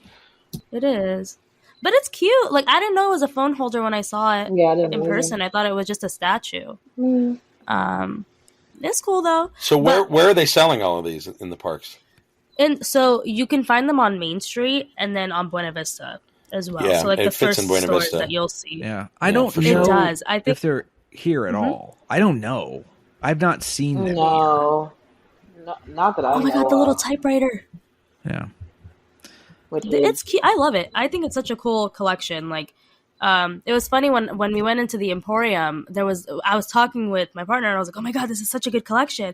And then the person next to us, like a random stranger, was like, "Yeah, like this is the first time I've seen a good Disney like merch collection. They actually did something good." And he was like someone our age, and I was like, "Yeah." There's a couple of oddball items though, like the magnifying glass, Mickey Mouse magnifying glass. Yeah, a little odd. First of all, it's a collector's thing. Again, it's for olds who need to read the small print on their newspaper, I guess. But who has It's for finding clues, Dave. It's for finding hidden Mickeys. That's the whole point. It's for hidden Mickeys. Exactly. Imagine someone's gonna pull that out. Watch in the parks. But the sweater, I love the sweater and the T-shirt, the beret. The tote is a little ridiculous. I know they did not pull out a Cricut and make this tote and then say it was $40. Yeah. How dare you? That is rude. That is so rude. That is rude. It is a $40 tote. Like, be serious. Like, the Trader Joe's ones are $5 and they hold a lot. I like them, but they're $77 cufflinks. I'm like, ooh, where are those? That's the very bottom of the post that we're looking at. But the ornaments are so cute. Yeah, I did like the ornaments, but also the Spirit jersey is cool too. Yeah, like it kind of has like a pop art vibe. Yeah, so, this is a great visual conversation for a audio medium. So There you go. We're talking. It's cute. Yeah, It's cute. cute. It's all It's cute. cute. I'm an enabler. Buy it. And then buy me Yes. one. Yeah, sorry, you talked about I think, sorry, you mentioned the expenditure earlier when we were discussing the union stuff. But Dave, talk a little bit more about the fact that Disney's reducing capital expenditures, and from your industry perspective, what that actually means for the theme parks. So capital expenditure, or CapEx as they call it, is the money that the park corporations set aside yearly that gets divvied up for sometimes new attractions. A lot of it goes into things like maintenance. A lot of it goes into alignment with corporate sponsorships. But it is the main tank of gas for new stuff and improving old stuff. It's not necessarily doing day-to-day maintenance or operation. All of that comes out of something else. But CapEx is like the departments tend to compete a little bit to ready their end of year before the first quarter of the next year. Say, here's what we propose we should do, and a lot of it's for improvement. A lot of it usually goes into new attractions. So what this I have been saying this since the parks shut down. It's one of the reasons that, frankly, I lost my job of 13 years, is that once the parks reopened and they realized what they could open with and operate at and still make, what do they make in the earnings call? $21 billion in the parks? Yeah, up 36% or something of that nature. Yeah. So they know they don't need to spend the kind of CapEx they did in big growth times like late 90s, right? With new parks and big new attractions. This is a boom and bust industry, and it often responds to global finance in a way that is completely alien to me. And there's entire feasibility studies of how these CapEx budgets get made. But the bottom line is, I think the way this is going to affect the Disney parks is that you're going to see more money put towards shows, live entertainment, parades, small upgrades, and less for big e-ticket attractions for a while. And that's not a surprise, because when they laid off all the people from WDI back in 2020, that was strategic. And then the move to Orlando was strategic, and they got rid of a lot of old talent. And so this is all leaning towards, they don't need to spend the money until they get everybody moved and turn the engine on again. But that new engine of WDI and attractions, in my assumption, this is not insider information, this is what I would interpret this $700 million cut is that strategically it's going to be a different organization moving forward in how they develop new attractions. I think that's going to be younger talent. It's going to be probably less talent. I think a lot of it will be people. If you want to be an Imagineer, you want to work in attractions, go start talking to the vendor companies that places like Disney and Universal hire, because they're going to be leaning on them a lot more than they used to. They already do lean on them. It's the dirty little secret. But I think cuts like this mean mainly it's a pause until they sort of restart the development engine in 2024, 2025. The risk is that Universal is opening a big ass park in 2025, and they are seemingly not going to have they haven't announced anything new to go up against it. Tiana's maybe, and that's about it. But I don't know for sure if they already have stuff teed up and just haven't told anybody about it. So it's a weird strategy, but I understand why. Yeah, I think they're waiting. Yeah, well, yeah. This is tough. Well, waiting. Let me explain what I meant Sure. by that. I think they're waiting to see how much damage Epic Universe causes, because I think Disney is still very arrogant and believes that the Disney brand could survive literally anything. And we've seen it happen over the past couple of years, where you have literal paint peeling off walls, and people are still willing to pay a premium to go to these parks. So Disney feels like they could survive this entire situation and still come out on top when it comes to Epic Universe. So they're maybe waiting it out to see if they even need to put in, or they need to invest, especially after opening 2 huge lands and then all these different changes they've had in the past couple of years. The other thing to consider is it's $700 million out of a Yeah. capital budget of $6.7 billion. Yeah. So Totally. they only have $6 billion Yeah. in capital expenditure Oh now. no. Oh no! Oh, So no. I mean, to put it into perspective, $700 million is a very healthy land and attraction, Yeah. right? Right. So they're not going to do one of those in 2023, 2024. We kind of knew that. I mean, they would Yeah. have needed, knowing Disney's track record, they would have already broke ground. Like they take forever. So reals.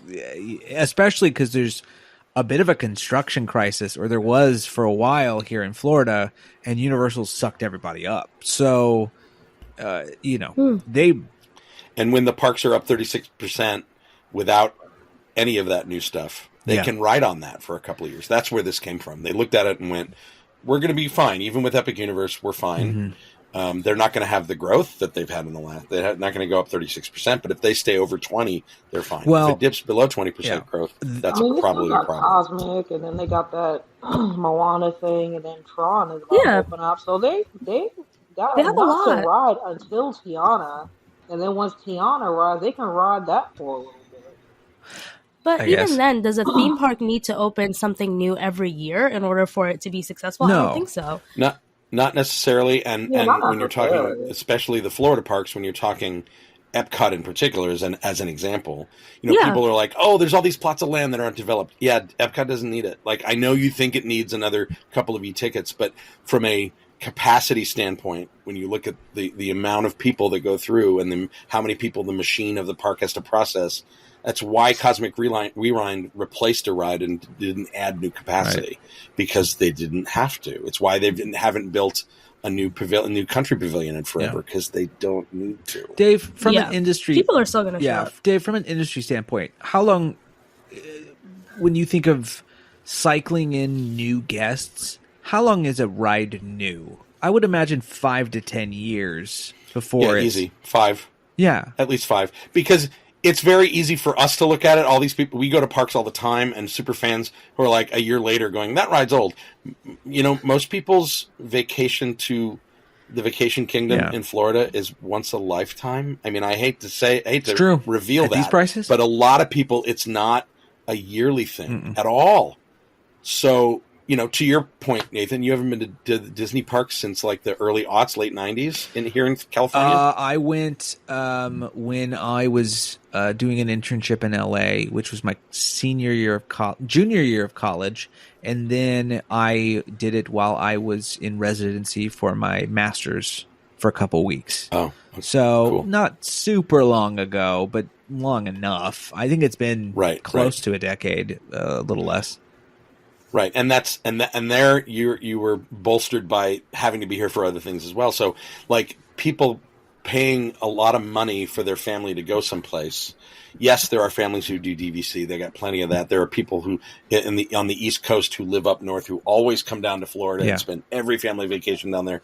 That is not a majority. At all. It's not the norm. Yeah. It's not the norm. And so, no, they don't have. And then when you factor in the parks like Epcot, there will never be a park built like Epcot ever again because it was overbuilt from day one. Yeah. They had too much space and too much attraction capacity. And that's why it's been so slow to develop, because it didn't need to be that. It, probably should have been 2 parks, which it kind of was for a long time. Yeah. This is why they can announce the Play Pavilion and then shrug and go, no, maybe not. Or have Wonders of Life closed for 5 years and just be like, I don't know, it's just sitting there. We don't know.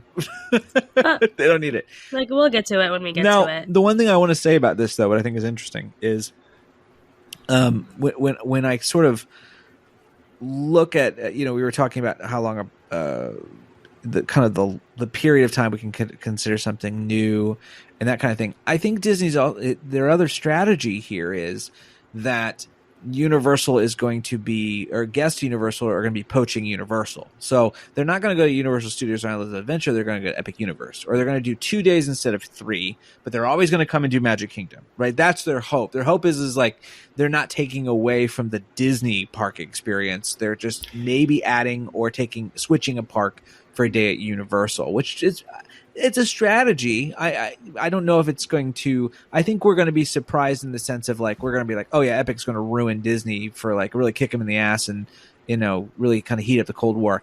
I don't. The longer this goes on, the less I think that's what's going to happen. I think that Universal has a smaller footprint of people that come in, and those people are going to choose to go to the new park, and that'll be great for those who go to the other ones. But I don't see this influx of I'm not going to Magic Kingdom, I'm going to Epic Universe. I don't see that coming from people that are going. I think it's going to convert 1 and 2 day visitors that come to Universal to 2 and 3 day visitors. Is what Epic's going to do, and if people are coming for a week in Florida, that still leaves them 3 or 4 days to do the Disney parks. So I don't think it's going to. Well, and then the other thing that comes up is the Studio Park and Islands. They better have some new attractions teed up for the year or two following, and that's because otherwise they're going to siphon their own attendance on the long term. And so that's why Men in Black got built, because they were worried after a year after IOA opened that crap, we got to put something in the old Studio Park so people still go to it. And sure enough, they did. So. But the needle spike that they expected from Islands did not happen the way they thought it would, mainly because of bad marketing, the whole Universal Escape thing, and they weren't clear on it. But they fixed all that. People know what the product is now, so I think Epic will have a massive marketing blitz and be very successful. I don't think it's going to make a huge dent in Disney. No, I just think it's going to open up Universal's coffers and get more people to realize, we can do a multi-day stay at Universal that hadn't considered that. Personally, I like staying there better multi-days than Florida because it's easier to get around. It's a pedestrian resort that you can walk around. Anyway, but and they'll stop acting like the water park is a third theme park. It's a cool water park. Don't you dare come. No, for it. I'm not. Look, I got nothing against. My thing though is when they say that Universal Resort is 3 theme parks. I'm like, then I guess Disney's 6. Yep, 4, 5, 6 theme parks now. So no matter how you look at it, Disney really still wins out. I don't know why they tack them on. I love theme park. I love water parks. Let's continue on to news I don't love necessarily, but I don't know what to do with this. Dave, we have some very not shocking news coming out of Disney when it comes to their coming up film slot. Yeah, they announced sequels that are in the works for 3 of their major animated franchises, Frozen, Zootopia, and Toy Story. And my first question is, why Toy Story? We literally finished Woody's story in 4, and they introduced a bunch of new characters. Maybe it'll center on Bo Peep or the two little stuffed chick and rabbit that are stuck together. Maybe it's them. Who knows? Might be Buzz. Again? But you sort of did Buzz with Lightyear, and it kind of didn't ring true. And that's what I said. Yeah, that maybe it's to fix that problem. I don't know. I just think the Toy Story universe is so played out. And I'd be the first person to tell you that I thought the first one was great. I didn't love the second one, but I liked parts of it. Mm-hmm. And then the third one was really good. And when I heard about Toy Story 4, I'm like, there's no way this is going to be great. And I loved it. The whole angle they made for Woody as a character and making space for other toys. It was miraculous, to be honest. I thought that story was really, really daring, and there's a lot of subtext going on there it's beautiful, and it's beautiful to look movie. at. Yeah, I loved it. So, but it also felt like a finale. Mm-hmm. It felt done. Woody left. I don't know. I don't know. Where do you go from here? What do you? Yeah, I guess to another toy store. I don't know. Someone said, and I thought this was kind of wild, but they said just reboot the whole damn thing. Just a whole new character, a whole new set of toys.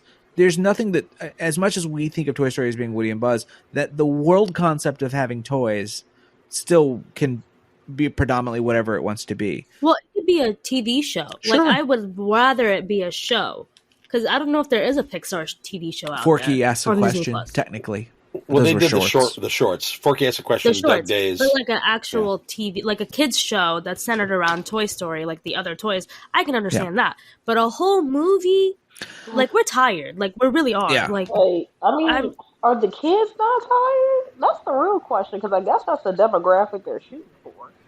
Well, there's not. We're going on a third generation of kids Yeah. that grew up with these now. So, but do even this generation of kids really relate to this Toy Yeah. Story anymore? Like I don't think so. Yeah, they do. I don't know. I think so. I don't know. Sure. I'm interested. I'm not. I wasn't interested in another Toy Story, so they better have something good for me to be interested Yeah. in. Is I guess where I'd land. I will be seated in that theater. Yeah, don't get me I'll be wrong. there. But if it's yet another story about lost toys or toys being collector's items when they shouldn't be, Yeah. or you've done it. You've done it great. That last Yeah. four did it so well. With toys at this point, like I mean, we done lost them, we done gave them away. Like, Yeah, We're like gonna I thought rise I was up. done, and to be honest, that could be wrong. I thought I was done with 3. When Andy gives his toys to his little sister, I cried my eyes out, and I'm like, okay, that's a fitting end for this trilogy. Wait, 4? And they did it again, and they did it very well. So Technically, that wasn't his little sister. I guess. Just so we're very clear. Oh, right. The Sorry, neighbor, Neighbor. or whatever. Friend. yeah, it was like neighbor. a Sorry, neighbor. Yeah. Yeah. Neighbor. I can't believe he didn't give him to his little sister. She sucks. Well, the little sister at that age was like in middle school or something, wasn't she? Oh, you're right. She was grown by then. Yeah, You're yeah, right. yeah. Yeah. And then, so Frozen makes sense, though. Frozen is could be Sure. a trilogy. Totally. Yeah, Frozen. It was a was t- I'm fine. so tired of Frozen. I'm so I mean, I'm tired. tired Sure. of it, but it makes sense to make that a trilogy. Yeah. And I like the music in the second one better anyway. Yeah. But, Yes, true. So, okay, I'll go back to that one. I'm very excited for a Me Zootopia too. sequel. Me too. You're the first one that I've heard say I that. don't get it. Zootopia was great. Talk about writing in current social issues as not agree. even subtext but text. Like Oh no, I that agree. movie was. It was good. I feel The like whole thing about- it's so good that it doesn't need a sequel, though. That's my thing. Like the way it Interesting. is, it literally is fine. Like, what more are you going to expand on? You don't want Shakira again? How could you not? I want those sexy tigers. That's what I want. the sexy tiger. You thought the tiger was sexy, Dave? Yeah, a friend of mine, Derek Gale on Twitter, wrote, "All I really want is for what's his name? Who's the lead fox? I forget the character name. Oh, I forget. I know who you're talking about, though. Nick Wilde.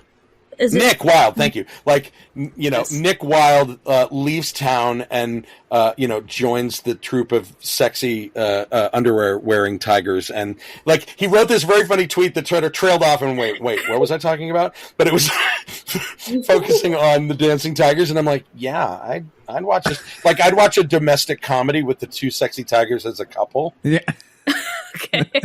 Okay, that's fair. I mean, Are you that'd be making fun. I can understand that Three's Company Nick Wilde. Zootopia? I could see. Huh? Is Dave trying to make a Three's Company version of Zootopia? Three's Company, right? Exactly. I'd watch that. With Nick Wilde and the 2 sexy Exactly. Brazilian tigers. I mean, I'm down. I'm intrigued. I'm down. Maybe that's what the second movie is going to be about. Well, Nick Wilde. I mean, there's the furries went nuts for this movie. They really And did. Holy shit. I See, bet that's you, why we don't need a second one. I bet you there are entire training manuals and press training for everybody who is going to be forward facing with Zootopia. I bet this happened for the first one about how to the language not to use to be to be dog whistles Really? to the furry community. That Yeah. they're I think they're like, we're fine with them being fans, but we don't want to address it. Yeah. You know what I mean? Are we fine with them being fans? I don't know. Make it Well, fair. I didn't even think about. They'll take that. their money for sure. They will certainly take their money. Yeah, like the furry Twitter went apeshit when that first trailer came out. Same with like the bad guys from DreamWorks. Like, guys, I can understand. there is so much slash fiction out there about Zootopia characters. Just don't get it twisted. Don't. People have porned I'm that scared. up already. Yeah. So Ew. Be mindful. don't search for it. Don't do it. If you don't want to know, just don't search for it. But if you do But- want to know, Don't want to kink shame, search but for it. I don't want to kink shame anybody. Good for Yeah. them. I mean, awesome. yeah. But from a storytelling perspective, we've established this world. I think there's a lot of other stories you can tell in it's there, really big. you know? Yeah. And look. And they also have a new theme park land, and that is almost guaranteed a sequel. That's the thing that I if always you have a say. theme park land, you're going to get a sequel. Or vice versa. If you have a sequel, you have a much better chance of getting a theme park land. Like it's one or the other right. in this day and age. So yeah, we'll see what happens with all of that. There's plenty of shout out to the furries. Shout out to the furries. We love you very much. Thank you for listening. We love you very much. We love you for your kink. Like and subscribe. As long as you're not being weird about it. Go for Don't be weird about it. Define weird. Can you define weird for me? I don't know. My weird is different than other people's exactly. weird. So whatever, as long as you're not crossing lines, go for it. Yeah. Love that for you. So let us go ahead and go to everyone's favorite segment. Beware our guest.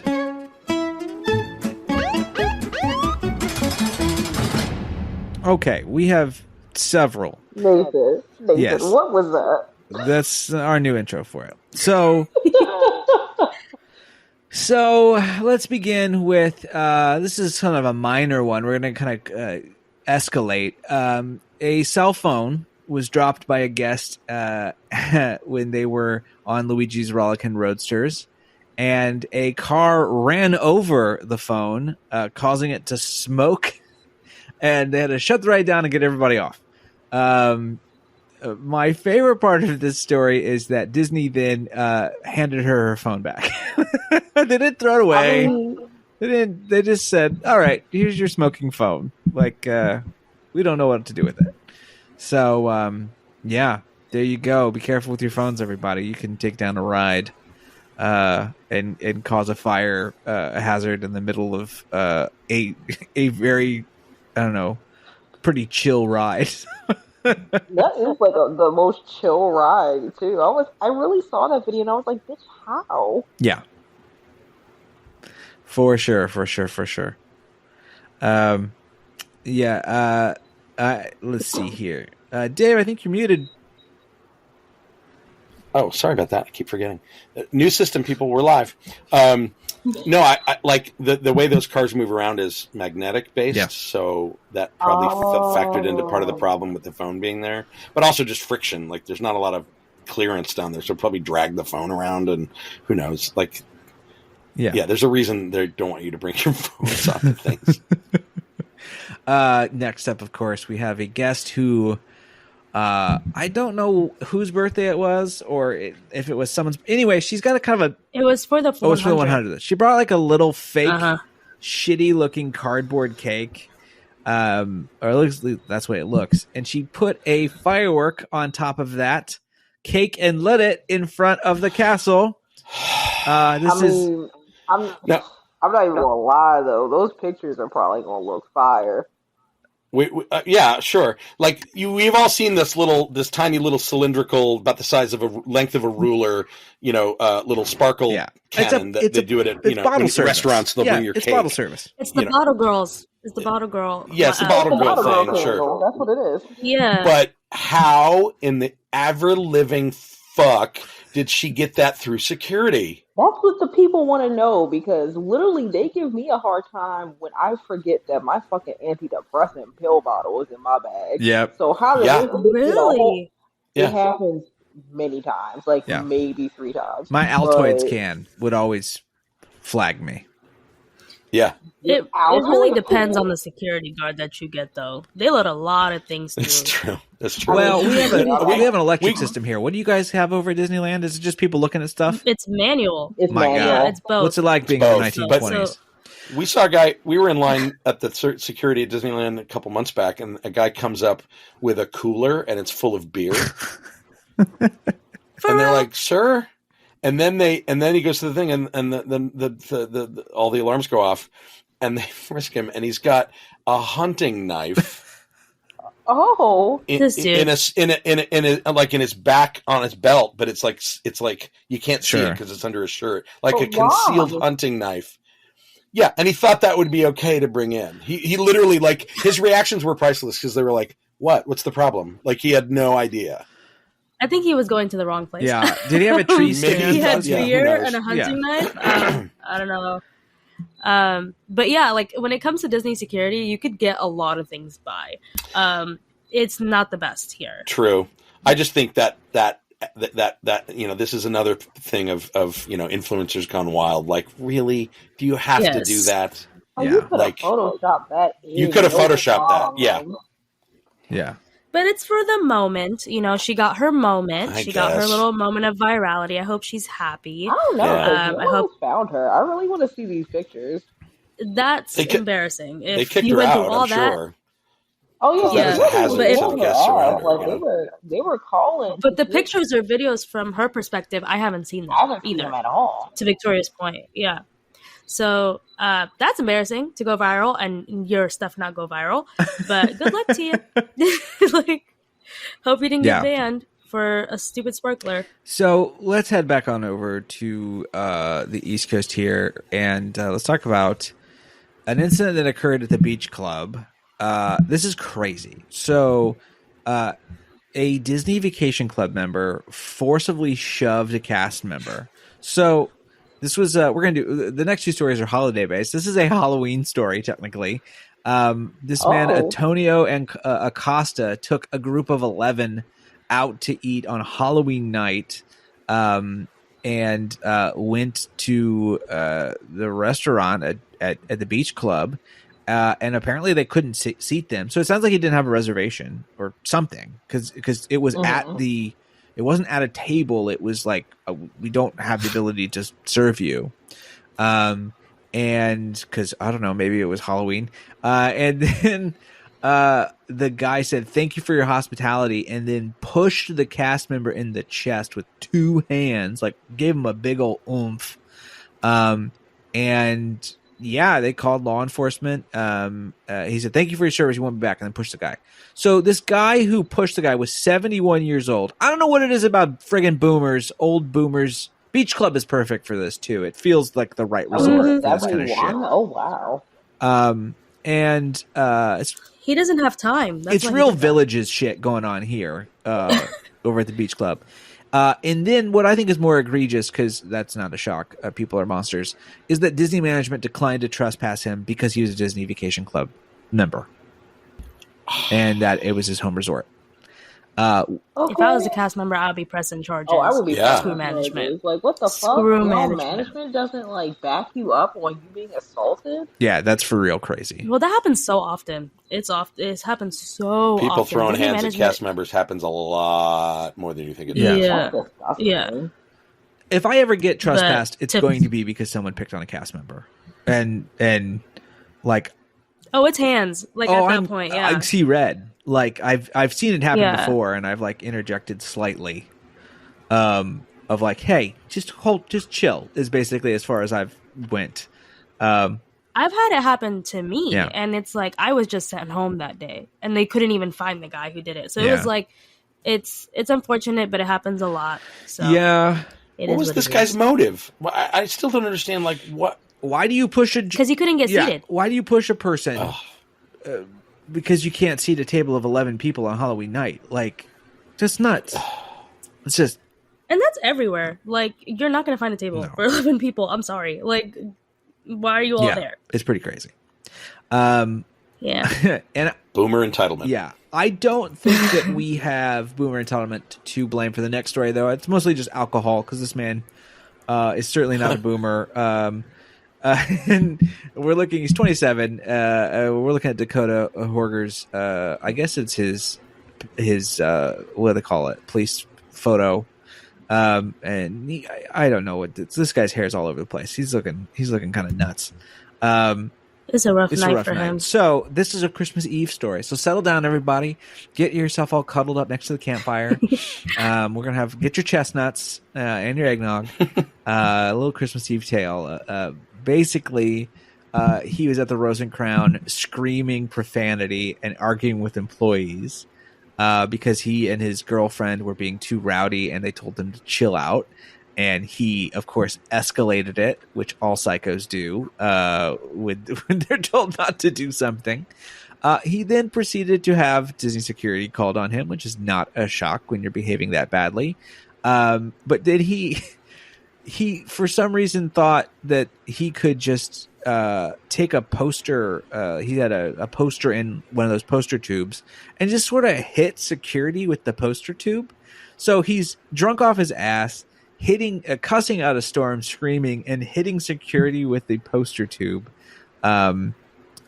It's messy. It's real messy.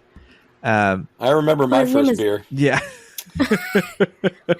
His name is Dakota. Hold your liquor, people. Come on. Yeah. Here's the thing about drunk people at Walt Disney World. I will never understand this. Drinks at Walt Disney World are not cheap.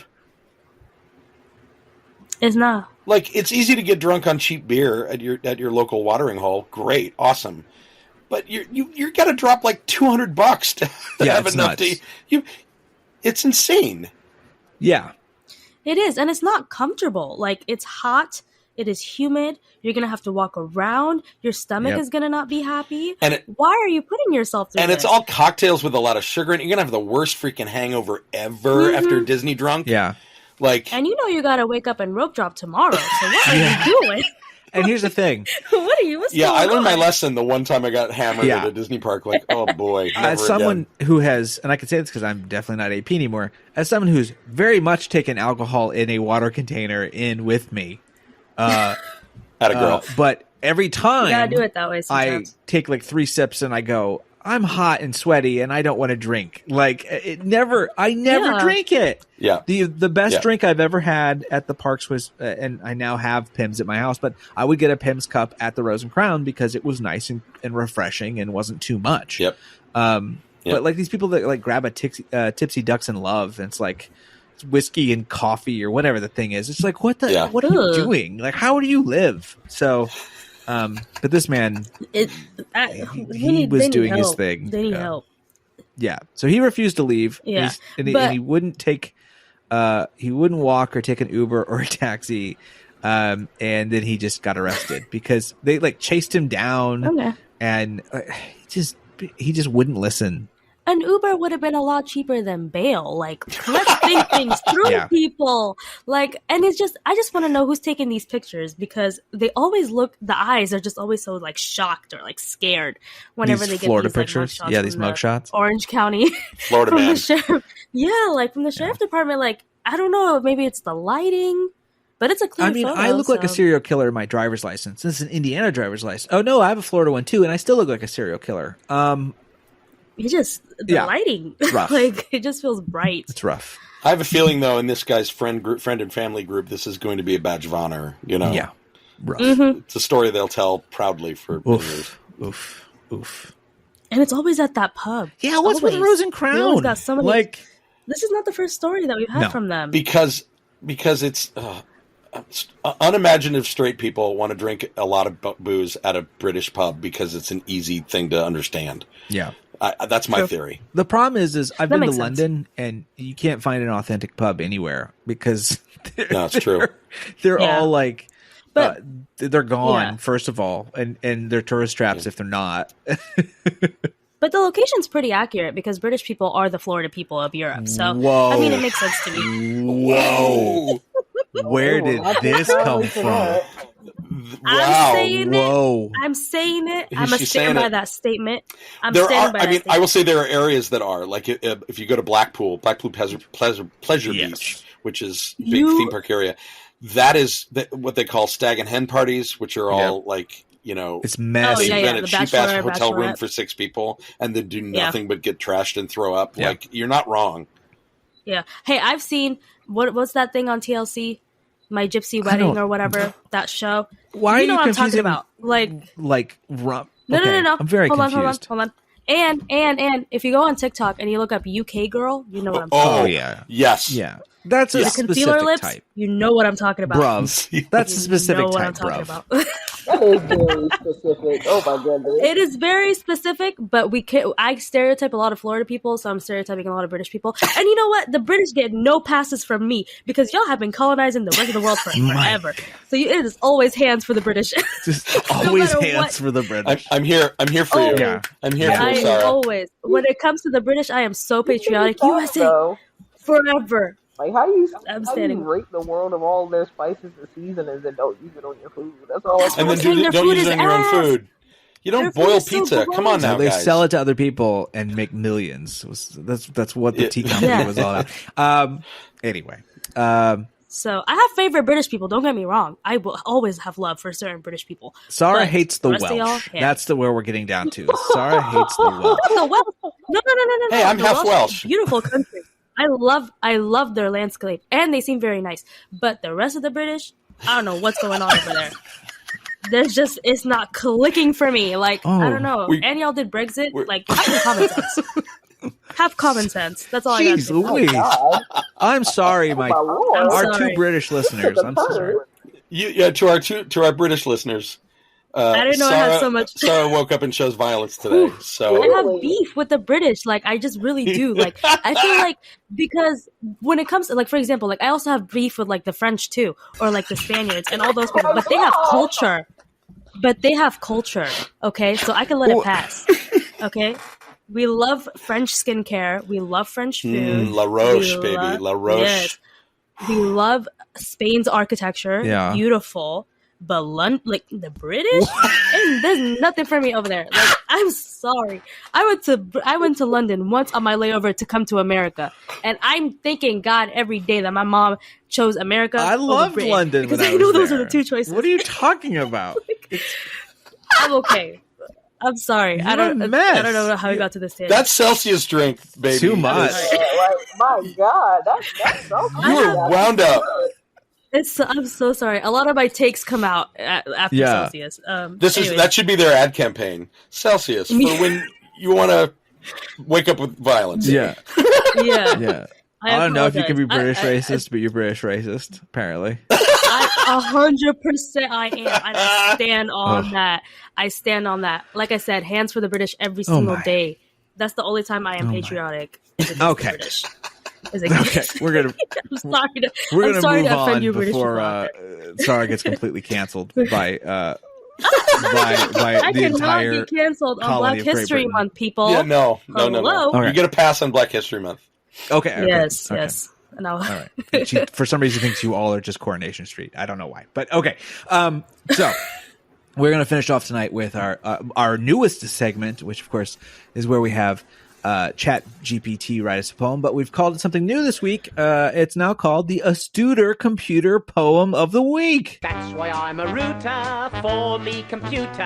Everybody needs a friend. Now, for those of you that don't know that reference, Astuter Computer was the Astuter Computer Review. It was one of the it was first gen Epcot Communicore. So it's always fun. It's a lovely little show that I think there's like one version you can find online anymore. But anyway, the song lives in the record. It's so great. let me ask the computer to write the poem, and then we'll finish up. And Dave's got a little special thing to tell us about. So, a computer, would you please write me a poem about Tron Light Cycle news, Reedy Creek, and fighting at Epcot? All right, let's see what it's going to give me here. So let's see here. The poem reads as such. At Disney, where magic fills the air, guests flock to Tron's Light Cycle pair. I don't know what Light Cycle pair means. They don't have like balls like semi-drivers or big trucks, do they? So Like truck I nuts, hope they but they're have glowing. Yeah. Tron truck nuts. Okay. So at Disney, where magic fills the air, guests flock to Tron's Light Cycle pair. But some can't fit in the futuristic steeds, leaving them with unfulfilled speed needs. So I like that. That's very nice. Steeds and needs. That's a good one. Ron DeSantis seeks to hold the key to Reedy Creek's future, you'll see.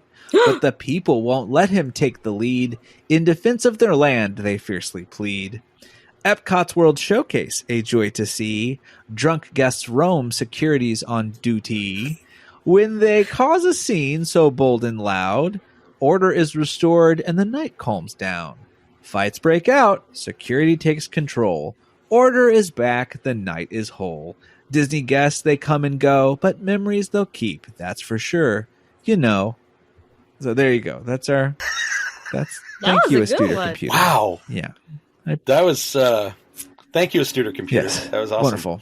Dave, before we end the show, you have some wonderful news about an event coming up. Tell us a little bit about Batu Pride. That's hard to say. Batu Pride. So Batu Pride. So this is a thing that I did on a lark back in 2019 when Galaxy's Edge opened at Disneyland, and I realized that Gay Days was happening in October, and that there would be Star Wars Land open during Gay Days, and I thought, well, yeah, we should do a Pride celebration at the edge of the galaxy. That's awesome. And this was just a lark with some friends. I literally got, 50 or 60 friends in the real world and online to make, we all coordinated and made reservations at Oga's the minute they were available, within 15 minutes of each other. So for like 2 or 3 hours, we sort of took over Oga's and turned it into an ersatz gay bar in space.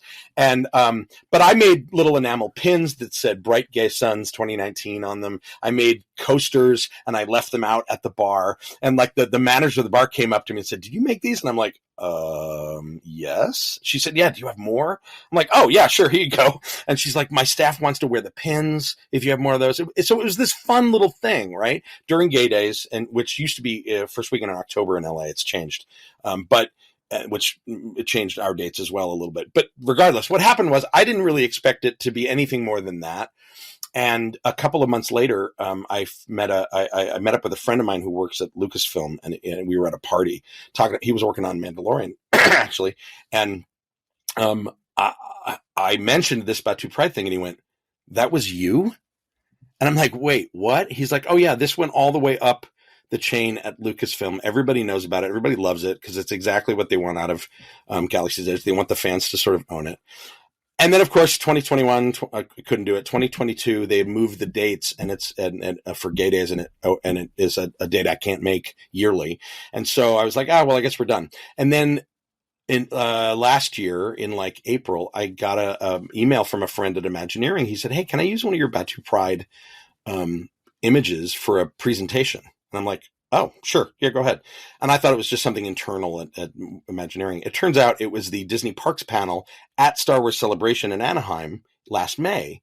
So in the section where they talk about fan engagement within the land and how people are telling their own stories and marriage proposals and all those things, they mentioned Batu Pride and showed my photo, and the audience went apeshit. This Scott Trowbridge talking about it because he knew it was me, first of all. Like he knew that I did this back in 2019, but it got mentioned in the fandom, and I was like, "Welp, I guess I have to do this now." So we are on all the socials. If you look for Batu Pride, Twitter, Instagram, TikTok, and Facebook, and Linktree/Batu Pride. The difference this year is first of all, it's not an event in terms of like a program or events or a schedule.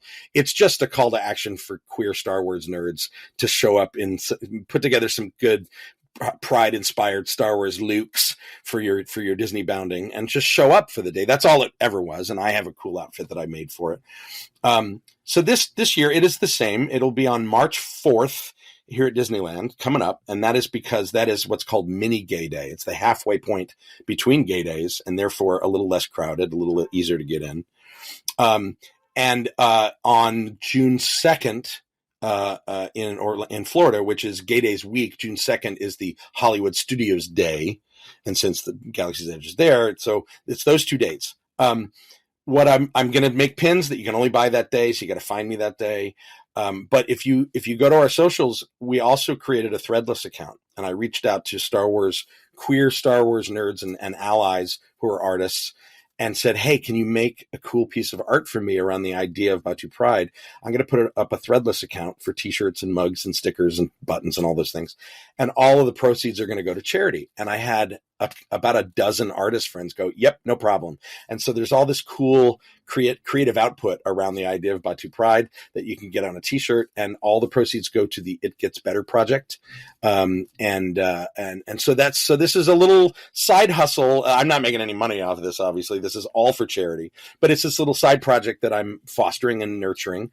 And if you are at all into Disney bounding, or Star Wars Disney bounding in particular, and you want to show up and join us, please do. It's going to be a ton of fun and super gay. May I recommend a shirt idea I just came up with, which is it should just say Jedi candy. So, there you go. I love it in like rainbow colors. Jedi candy. Yeah, no, I like Thank that. you. Yeah. just don't tell them you came from a straight, and people will like it. But No, you're an ally. Come on, that's you true. You can submit an Allies idea. can be eye candy, as I always say. So Yes, right. wonderful. I'm excited. Please keep us updated on that. We'll share links as well, and it's gonna be a great time. I signed up for the pin, so I'll be there. Oh, you found Wonderful. it good. Yes. Yeah. People are coming because it's coming up in less than a month. If you're coming to Disneyland, my enamel pins, which are gorgeous, by the way, are only going to be available there. I'm a one-man operation, so I can't fulfill orders and send them to people. You have to show up at the park. But if you go to our socials, there's a Google form. You can sign up an RSVP one, and I will put it aside for you because I'm doing a very limited edition of these because I'm not made of money. And I will hold it for you if you show up that day. I won't hold it for you past that day. If you don't show up, I can't ship it to you. Telling you ahead of time, it says all of this on the form. But sign up and meet us there. It's going to be the reservations for Oga's are already gone for that day, so we're just going to do standby and just take the place over. So it'll be a lot of fun. I have my bounding outfit. Pictures of it are on the socials as well. If you are a Star Wars bounder already and you are queer or an ally, tag us in a post and I will repost it. And that's the goal for the day when we're there is everybody just take tons of photos, tag it with Batu Pride, tag it hashtag Batu Pride West, Batu Pride East, Batu Pride 2013 or 2023, excuse me. And the goal is just to get a bunch of images out there of creative queer people and their love of Star Wars. That's the end goal of this is just that, celebrating Star Wars. That's something I've grown up with since I was 7 years old. And as a little queer kid watching that, feeling like this is fantasy, but there's not a character that's me, and this allows me to do that. Well, there's always been C-3PO. That's awesome. So, I mean, fairly. Yeah, C-3PO is I think is canonically queer. We can accept that for sure. But it's so cool that you ended up. R2D2 is the top. Oh, 100%. 100%. There's absolutely no doubt. What was that, Sarah? He's the top. Okay, I didn't know that he was the top, but okay. Yeah, the shorter ones usually are, guys. Just so you know. Hey, it's good to know. If you see a couple and one of them's the big muscly one, I'm not swinging that way anytime soon. But at 5'5", I'm happy to know that my power dynamic is short kings do well. good to know. Short kings do Good to well. know. Yeah. Hey, you never know. Who knows? Who knows? You never know. My favorite piece of merch was I just got to pimp this just because you got to go look at it. By a friend of mine, Kyle. He goes by the Rabbit Kyle on Twitter. He's an illustrator and he's very talented. And he submitted this lovely little cartoon drawing of a Thorian, which is the hammerhead alien, and a Porg at Oga's, sipping a fuzzy tauntaun, and the Porg's got like a little pride flag in his mouth, and it's the cutest stinking thing you've ever seen. But there's more to come. I've got at least three or four more pieces of art that have not even been posted yet. So subscribe to the socials because we got a lot of fun stuff coming. My brain, I keep hearing in Muppet Show voice, gaze in space. Well, I just keep hearing. So yes, 1,000 times yes. I'd watch that movie. With that, Rat Castle, of course, is produced by yours truly, Nathan Hartman. And please consider subscribing so you don't miss any episode. Tell your friends about the show. Hopefully this live kind of way we're doing it sounds okay. I don't know. And if not, I apologize.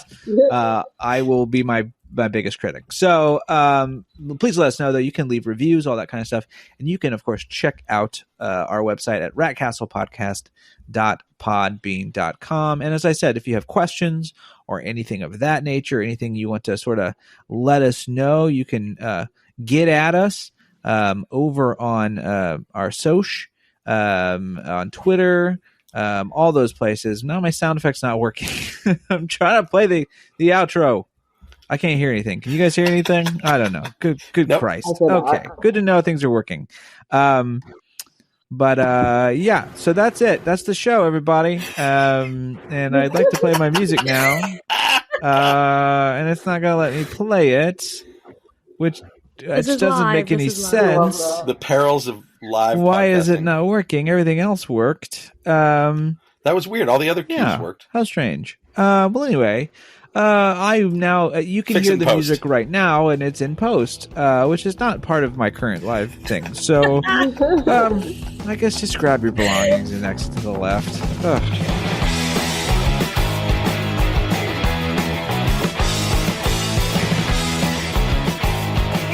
this foolishness? What foolishness would you like to see? Will you get out of here?